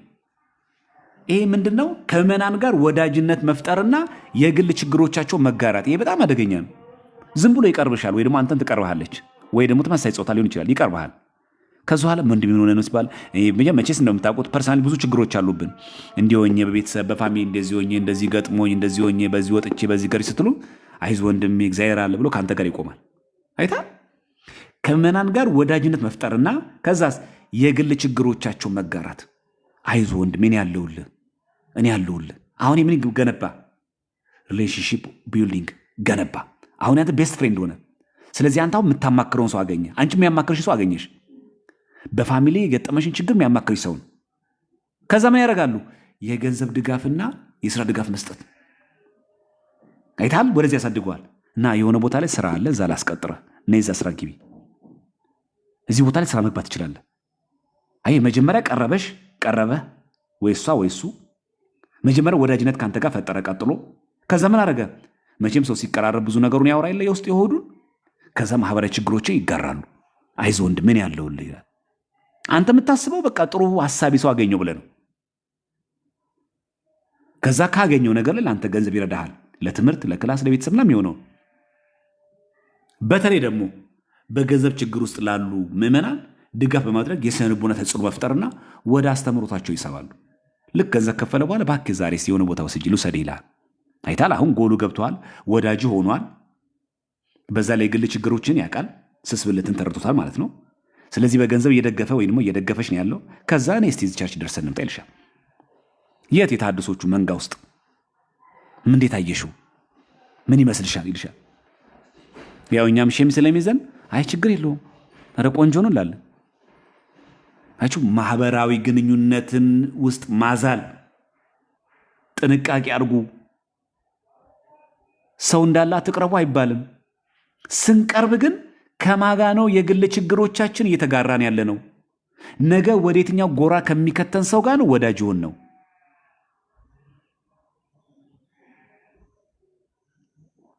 እቺ በጣም አደገኛ። ብዙ ሰው እየጠፋ ያለው በዚህኛው በማድነቅ ይጀምራሉ።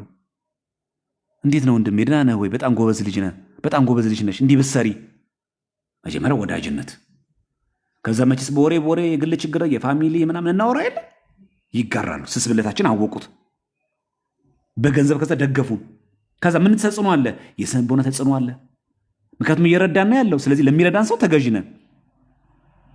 ከዛስ ወደ አስተምሮ መሳብ።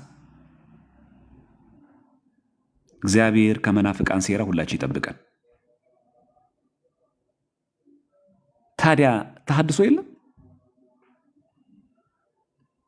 በዚህ መንገድ የገቡ ሰዎች አናቅም። እኔ እኮ ጥሩ ሰው መስሎኝ ነው፣ እኔ እኮ በጣም መልካም ሰው መስሎኝ ነው፣ እኔ እኮ ሲያወራኝ እኮ በቃ ምን አይነት የእግዚአብሔር ሰው ነው ብዬ ነው። ኧረ እባክሽ፣ እሱማ ዓላማ አንግቦ መጣ። የአንቺ ወዳጅ መስሎ ቀረበ፣ ወጥመዱስ አስገባሽ። አንቺ የዋህነሽ የግል ነገርሽን አማከርሽው፣ እሱ በዛ ተጠቀመበት። ከዛ አስቦ እነሱ የሚማሩበት ቴሌግራም ግሩፕ ላይ አስገባሽ፣ እነሱ የሚማሩበት የዋትሳፕ ግሩፕ ላይ አስገባሽ። በአካል ደግሞ እዛ ላይ አቴንድ እንድታደርጊ ያደረገሽ።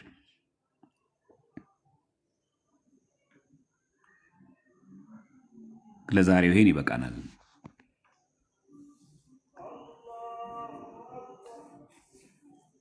በጣም ብዙ መንገድ ስለሆነ ምናልባት ላይቭ ላይ እየተካተላችሁ ያላችሁት በጎንደር አካባቢ የምትገኙ ሰብሰብ ብላችሁ የምትማሩ ወንድሞችና እህቶች የተሐድሶ መናፍቃን ትንሽ የተወሰነ ግንዛቤ ያዛችሁ ይመስለኛል። በቀላሉ የተለየ ሀሳብ ካለ እቀበላለሁ። ለዛሬ ግን እዚህ ጋቢ በቃን ጥሩ ነው እንዳይበዛ።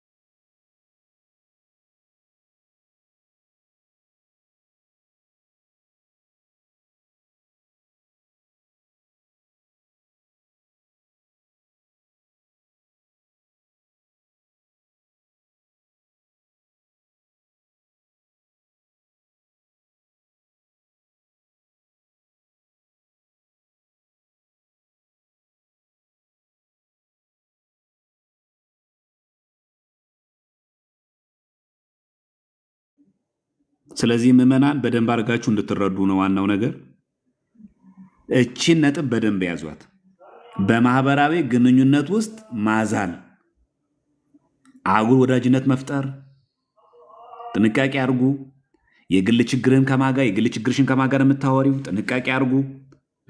ከዛ ቀጥሎ ወደ ስነልቦና ተጽዕኖ፣ ከዛ ወደ ገንዘብ፣ ከዛ ወደ አስተምሮ መሳብ። አይታችኋል? ሲኬንሱ ራሱ ሂደቱ ጅል አይደሉ። ሞኝ እንዳይመስሉ፣ ጅል እንዳይመስሉ። አስበው አልመው አቅደው ነው የሚጀምሩት።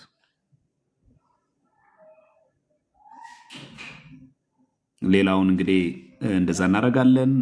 እግዚአብሔር ይስጣችሁ። በጎንደር አካባቢ አሁን የተቀመጣችሁ ቁጭ ብላችሁ በላይ ይህንን ትምህርት የምትከታተሉ ወንድሞቻችን ቶቻችን መጨረሻችሁን እግዚአብሔር አምላክ ያሳምርላችሁ። ነቅታችሁ ሌላውን ለማንቃት በርትታችሁ ሌላውን ለማበርታት እግዚአብሔር አምላክ ይርዳችሁ።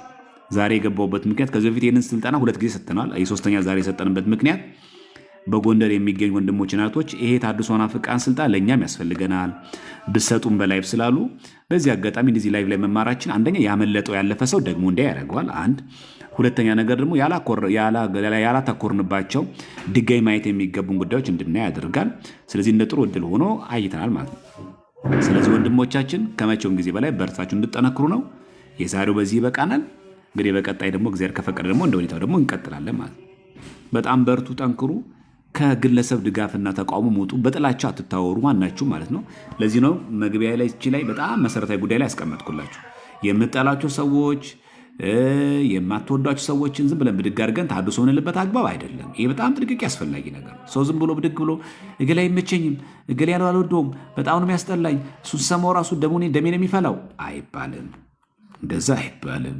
ይህንን በደንብ አግታችሁ ልታውቁት ይገባል። እና ስለምንጠላው ሰው እያወራን አይደለም። ቤተክርስቲያን ስለሚጠላ ሰው እያወራን ነው። ባጭሩ ከኛ ጋር ሙድ ስለማይገጥም ሰው እያወራን አይደለም ማለት። ስለዚህ በደንብ መታወቅ አለበት። አስፈላጊ ከሆነ ይህን በተመለከተ ሙሉ ቪዲዮ ስራለንም ካላችሁ የተሐድሶ ናፍቃን ሙሉ ቪዲዮ አድርጌ ሰርቼ ለቅላችኋለሁ። ይህንን በግል ለምን መሰላችሁ ማላጋራችሁ? ይህንን እንትኑን ምንድን ነው የሚባለው ፓወርፖይንቱን ማላጋራችሁ ኤዲት ስለሚደረግ ያለው ነገር እንዳይጽፉበት ነው። እሺ ስለሚደረግ ለዛ ነው። በዚህ አጋጣሚ እዚህ ግሩፕ ውስጥ ያላችሁ ይሄ የተወገዘው የአሸናፊ መኮንን ግሩፕ ነው። ሳታውቁ የገባችሁ ሰዎች ካላችሁ ውጡ። አልሰማውም እንዳትሉ። ኖላዊ ስለሚል ስዕል እዚህ ከበር ቤት ስላደረገ የኦርቶዶክስ መስሏችሁ ከሆነ ማለት እኔ የለሁበትም። ሰምታሻል፣ እያንዳንዱ ሰምተሻል። ስለዚህ እዚህ ውስጥ ገብተን አሁን ምን ማይ ማሳያችሁ ለዛ ነው። በቃ እኔ አልሰማውም አላየውም ማን ነግሮኝ ነው እንዳትሉ። ስለዚህ የምትማሩበት ግሩፕ ላይ ምን እየተማርክ ነው፣ ምን እየተላለፈልህ ነው፣ ይሄን በደንብ ልታውቁት ይገባል። በቃ ለዛ ነው እዚህ ጋር ማስገንዘቢያ ሲሰጥ እዚህ ጋር ያልኩት ምንድነው? እዚህ ጋር በደንብ ያልኳችሁ የምንጠላቸውን ሰዎች ወይ ደግሞ ከኛ የተሻሉ ሰዎችን ተሐድሶ የሚል ታርጋ ለጥፈን ማሸማቀቂያ አይደለም፣ መበቀያና የግልቂን መወጣጫ አይደለም። ስለዚህ መጀመሪያ መገንዘብ ያስፈልጋል። ስለ ተሐድሶ መናፍቃን ማለት ስለምንጠላ ሰው እያወራን አይደለም። ስለዚህም በደንብ ታችሁ እንድታስቡ። ይሄ በጣም አደገኛ ናቸው። ደግሞ ይሄ አለ ደግሞ ስንት መምህር በሞላበት እኔ ምንም የማውቀው ነገር ሳይኖር ይላታል። የዲያቆን አሸናፊ መኮንን አላት። እሱ ተሐድሶ ነው። መምህር ግርማ ወንድሙ ስሚ አላት። መምህር ዮይ መኑ ስሚ አላት። አባ ገብረ ኪዳን ትምህርቶችን አዳምጪ። ሰውየው ምን ሆኖ ነው? እንዴት ነው የተስማማለት? ግን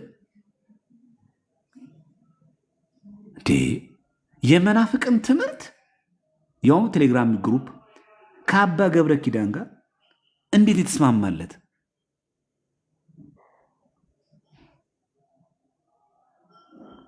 በጣም አደገኛ ነው። ተወግዟል እኮ ትለዋለች። እሱን ታዩና መጽሐፉን አንበቢ ትምህርቶች አዳምጪ ጭራሽ እኔ ግጥም አድርጌ ነው ማነበው አላት። ስሙ እንዳታውቁ ስለፈለኩ ነው። እሺ እዚህ ጋር ሃይድ ያደረኩት ስሙ ነው። በቃ ዋናው ነገር ግን ይሄ ውሸት ምን እንድትረዱ ነው እናንተ። በቃ ይሄ ሰው ማሳጣት አይደለም፣ ይሄ ማስጣት አይደለም፣ ይሄ ስለ ፍቅር ጥያቄ አይደለም፣ ይሄ ስለ ፖለቲካ አንጃም አይደለም የምናወራው ያለ ነው። አሁን እዚህ መምህር ግርማ ምናምን ሲላምን እንደ መምህር ዮብ ስለምትደገኝ ቅልቅል ያለ ሰው እንዶ ሳያቅ ነው እንኳን እንዳትሉ እየነገረችው እዚህ ጋር ግጥም አድርጌ ማነበው ይላል። እየነገረችው ተወግዟል እኮ እያለችው እሱን ታዩና መጽሐፉን አንብቤ አይፈልግም መስማት። በቃ አለቀ። እንደው የእውቀት ጋፕ ነው እንኳን እንዳትሉ፣ የዋህነት ነው እንኳን እንዳትሉ፣ ሳያቅ ነው እንኳን እንዳንል እየነገረችው እዚህ ኮመንተር የለም። ተሐድሶ ምንለው ይሄንን ነው። እኛ ሳያቅ ሳይሆን እያወቀ ኧረ እባክህ መናፍቅ ነው። ያውም እኛን ልሙክ ያወገዝ ነው በግል ቅዱስ ሲኖዶስ ያወገዘ ሰው ነው እኮ አውቃለሁ ግን እኔ ድብና አድርጌ ነው የምከታተለው። ይሄ አሁን ያሳየኋችሁ ቴሌግራም ግሩፕ ቻናል ያሳያት እሱ ነው። እዚህ እስኪቢ ያላት ማለት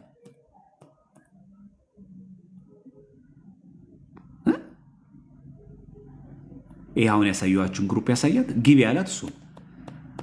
የግል ሚስጥር ብዙ ማውራት ስለማልፈልግ ስለማይጠቅመኝ የምፈልገው ነጥብ ብቻ ነው ማለት ነው። ያን ስለማይጠቅመኝ አሁን ቀደም ያሳየኋችሁን እዚህ ግሩፕ ላይ ግቢ ያላት እሱ ነው። የኛ ግሩፕ ማለት ነው። ግቢ ያላት እሱ እዚህ ግቢ ያለ ይሄ መቼ ነው ብያችኋለሁ? የትላንት ወዲያ በመናዘዝ መፈወስ ብሎ እዚህ ጋር ግሩፕ ፈጥሮ በቃ ቁጭ አርጎ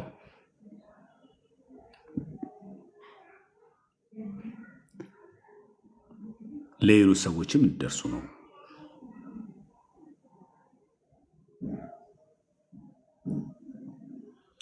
በደንብ አቅታችሁ እንድታነቡ ነው።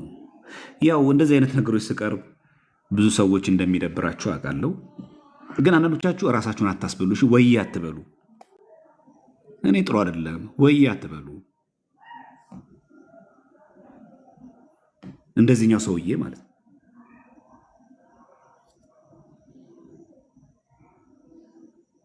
አሁን የምናነሳው የታድሶ መናፍቃን ያነሳነው ስም የለም። ለምን ደግሞ ወይ የምትሉት ነኝ እያላችሁ ነው?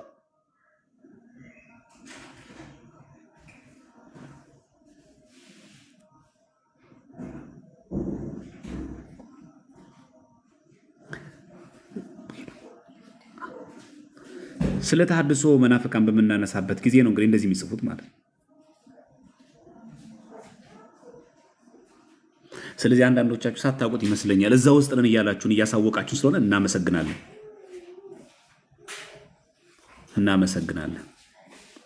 እየነገራችሁ ስለሆነ በተዘዋዋሪ መንገድ እያሳያችሁ ነው። አይ ልክ ነኝ እኔ ያለሁት እዚህ ግሩፕ ላይ ነኝ ተሐድሶ የምትለው እኔን ነው ብላችሁ ስለነገራችሁን እግዚአብሔር ይስጥልን። በጣም የምናመሰግነው ሳታደክሙ ስለነገራችሁ ማለት ነው። ለምን ይሄ ሰው እንደጮህ ላሳያችሁ። ያው በመረጃ ማውራት ስላለብን ማለት ነው። ቴሌግራሙ ግሩፕ ላይ ምን ብሎ እንደሚያስተምር ላሳይ። ከመጣሽ ማርያም ታምጣሽ ብዬ ማለት ነው። ለገልጸው እንኳን አልፈለኩም ነበር፣ እሱ ግን እንድገልጸው ስለገፋፋኝ ላሳያችሁ። ያው ይሄ ነው ሎጎስ መንፈሳዊ ቻናል የሚለው እዚህ ከተመለከቱት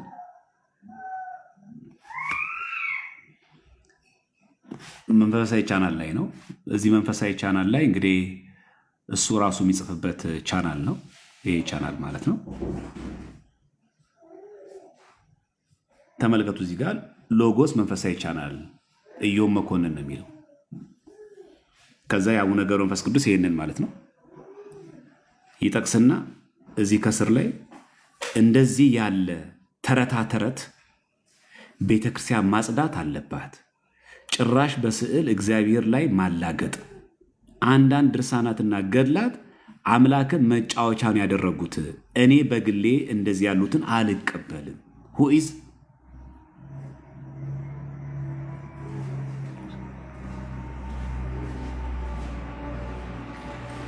ይሄን ነው በቴሌግራም ግሩፕ ላይ ያናገርኩት።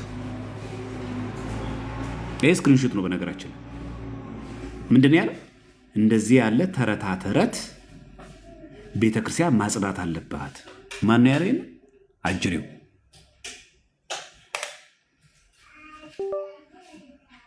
ለምን እንዲህ ትላለህ ብዬ በቴሌግራም ግሩፕ ላይ ከዚህ ቀደም ትናንት ነው የጻፍኩለት። እንደውም ላልፈው ነበር የፈለግኩት አንዴ ስላናገርኩት ምናልባት ከተማረበት ይበቃል ብዬ ነበር ያለፍኩት። በዚህ ልክ ከመጣ ደግሞ ከመጣሽ ማርያም ታምጣሽ ይሁን። ማን ነው እንደዚህ ብሎ የመጻፍ መብት ያለው? ተረታ ተረት ብሎ የመናገር ስልጣን የሰጠው ማን ነው? ማጽዳት አለባት ብሎ መናገር የሚናገር ማን ነው? ኦርቶዶክስ እንደዚህ ሆነ።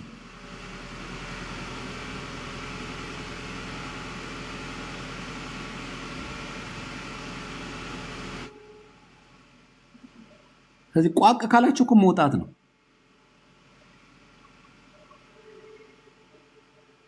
እና ጥያቄ አልገባኝም ሌላ ነገር ነው።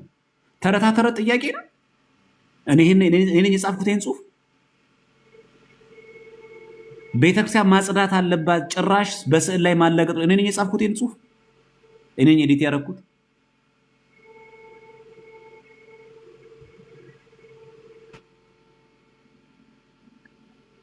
ለዛ ነው አሁን ያያችሁ ስድብ የተሳደበው ማለት ነው። ስለዚህ ወየ ስለምትሉ እናመሰግናለን። በዚህ አጋጣሚ እዚህ ቻናል ላይ ያላችሁ ሰዎች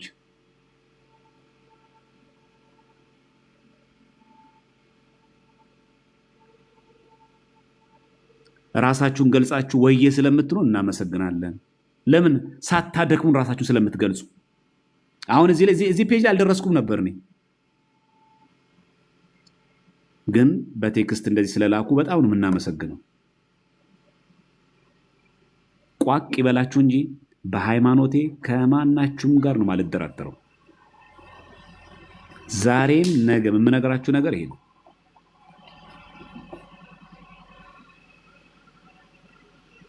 በቃ መፍትሄ ነው። መፍትሄው ምንድን ነው? የቤተክርስቲያን ትምህርት መቀበል። እዚህ ላይ ይህንን ስልክ የተወሰደው መሰላችሁ ከዚህ መጽሐፍ ላይ ነው። ይሄ ላይ እንደው ገራሚ እኮ ሰው ነው እኮ የተሰበሰበው እኮ እንደው ይገርማችኋል እኮ ቤተክርስቲያን እኮ ያለባት መከራ እኮ ብዛቱ ራሱ ይሄን ወሰደ። ይሄን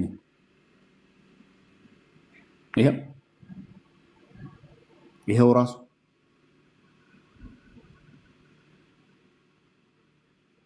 አሁን ይሄ ሰው ገጽ 74 ቀጥሎ ያለው ይሄ ገጽ እዚህ ላይ የተቀበለው ክርስቶስን እንደተሸከሙ ተደርጎ በአምሳለ ሕፃን የተደረገው አልገባኝም፣ አስረዱኝ። ያባት ነው።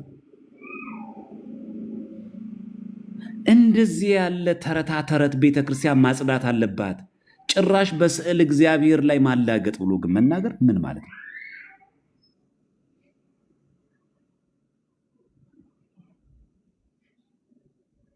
ይሄ ኦርቶዶክሳዊ ክርስቲያን የሚናገሩ ንግግር ነው ይሄ?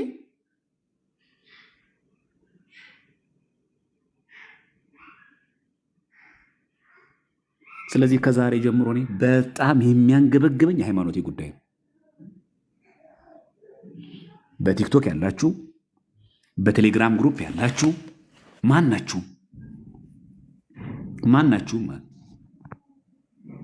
በቴሌግራምም ያላችሁት በቲክቶክም ያላችሁት በሃይማኖት ላይ የቤተክርስቲያን መጽሐፍት ላይ በዚህ መንገድ እየተቻችሁ ያላችሁ ሰዎች ካላችሁ እኔ ወዳጃችሁ ወንድማችሁ አይደለሁም፣ እናንተም ወንድሞች አይደላችሁ። ይኸው ኦፊሻሊ ያልገባህ ነገር ካለ ከኔ የተሻሉ ሊቃውንት አሉ፣ ጠይቅ። መጽሐፉ ላይ ለምንድን እንዲህ የተሳለው ትርጓሜ ምን ማለት ነው? እባካችሁን አስረዱኝ። መብት ነው። ተረት ተረት እያልኩ ግን ኦርቶዶክስ ነኝ ማለት ግን አትችልም።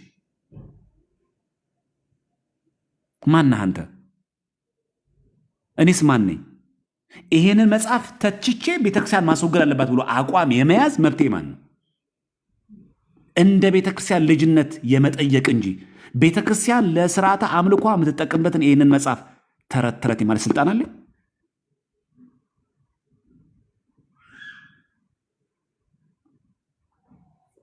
እኚህ ሰው ናቸው እንግዲህ የሚንጫጩት ማለት። ወደ መልሱ እንሂድ አይሻልም? መልሱ ይጠቅመናል። ብዙም ስለማይጠቅመን እኔ አሁን በዛ ላይ ማተኮር አልፈልግም። እሺ ኦርቶዶክስ ከሆነልሽ ደህና ሁኚ፣ አንቺ ማብረሹ መሆን ትችላለሽ። እግዚአብሔር ይስጥሽ። ወደዚህ መልስ እንግባና ወደዚህ ላይ እንግባ። አሁን መሰረታዊ ጉዳይ ለማተኮር ስላለብኝ ነው የማመጣው። ይሄን ደግሞ ከየት ማለት ነው? ከራሱ ቴሌግራም ግሩፕ ነው የሰርኩት። ደግሞ ይገርማችሁ ሎጎስ መንፈሳዊ ጀምሮ ራሱ ከከፈተው ላይ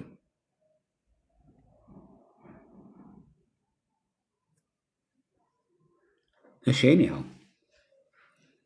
ወደ መልሳችን ስንገባ እኔ መናገር የሚጠበቅብኝ እዚህ ውስጥ ገብቼ እንደዚህ አይነት ትምህርት እማራለሁ ተረታ ተረት ማለቱ ትክክል ነው ብለህ የምትቀጥል ከሆነ መንገዱን ጨርቅ ያርግልህ። ለእኔ ግን እንደዚህ አይነት ሰው ኦርቶዶክስ አይደለም። ማውገዝ ስልጣን የለኝም፣ መለየት ግን እችላለሁ። በእምነት ከማይመስላችሁ ጋር በማይመች አትጠመዱ ማለት አንዱ ይሄ ነው። ከዚህ አይነት ሰዎች ጋር አብሬ አልቀጥልም። መብታችሁ ነው፣ ክፍት ነው መንገዱ። ይሄ እኮ ብሎክ ትችላላችሁ። ማን ከለከላችሁ? ፎሎ አድርጉኝ ብያችኋለሁ እንዴ?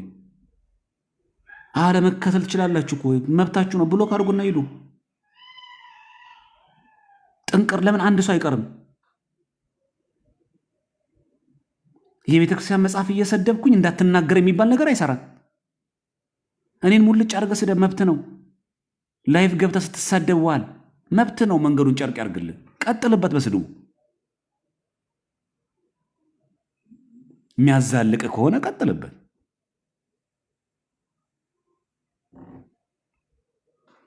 እኔው ጉዳዬ ግን ቤተክርስቲያን ናት፣ አለቀ። ቻናል ከፍቶ ማስተማር ሌላ ግሩም ጉድ ይቻላል።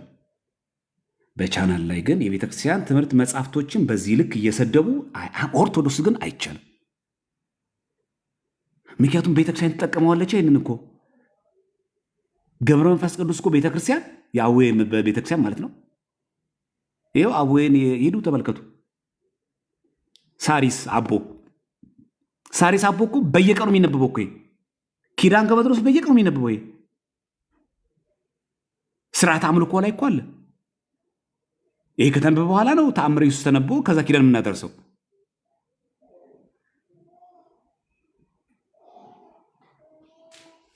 ከዚህ ከኔ ጋር ወዳጅ ለመሆን መስፈርቱ አንድ ነው፣ ንጹህ ኦርቶዶክሳዊ መሆን።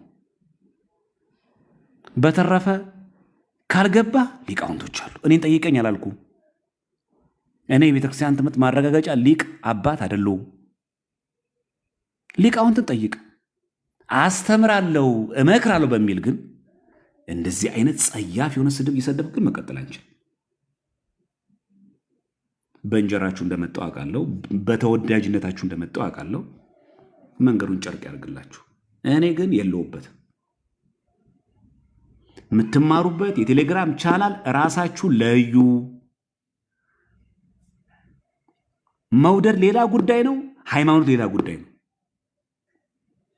ዘማርያም የቤተ ክርስቲያን ትምህርትን እየሰደበ ዘማርያምን ወዳለው ማለት አይሰራም። ጥንቅር ይበል። ከቤተ ክርስቲያን የሚበልጥብን ሰው የለም። ጥንቅር መሄድ ይችላል፣ መብቱ።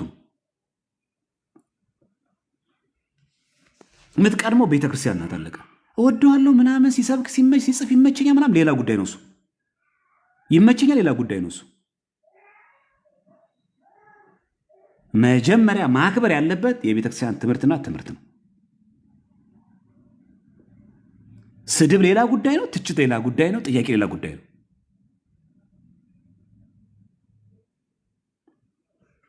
ስለዚህ ይህንን በደንብ አድርገን ማወቅ አለብን። ስለዚህ በቴሌግራም ግሩፓቸው ከቤተ ክርስቲያን ትምህርት የወጣ ትምህርት የሚያስተምሩ ማንኛውም አካል እኔም በሆን ማናችንም ከመጠየቅ ውጪ ተረታ ተረት ብሎ የመሳደብ ስልጣንም አቅምም ሞራልም የለንም። 4 ነጥብ። ቱ ቢ ሆነስት። ከዛ ውጪ እንደዚህ ያደርጋለሁ፣ ስድብ እሳደባለሁ ምናምን ምንም ችግር የለብኝም። በዚህ መንገድ ማለት ትችላላችሁ። ትምህርት ላይ ማተኮር አለብን። ከቤተክርስቲያን ትምህርት የወጣ ማንኛውም ትምህርት መቀበል የለብንም። የቤተክርስቲያን ትምህርት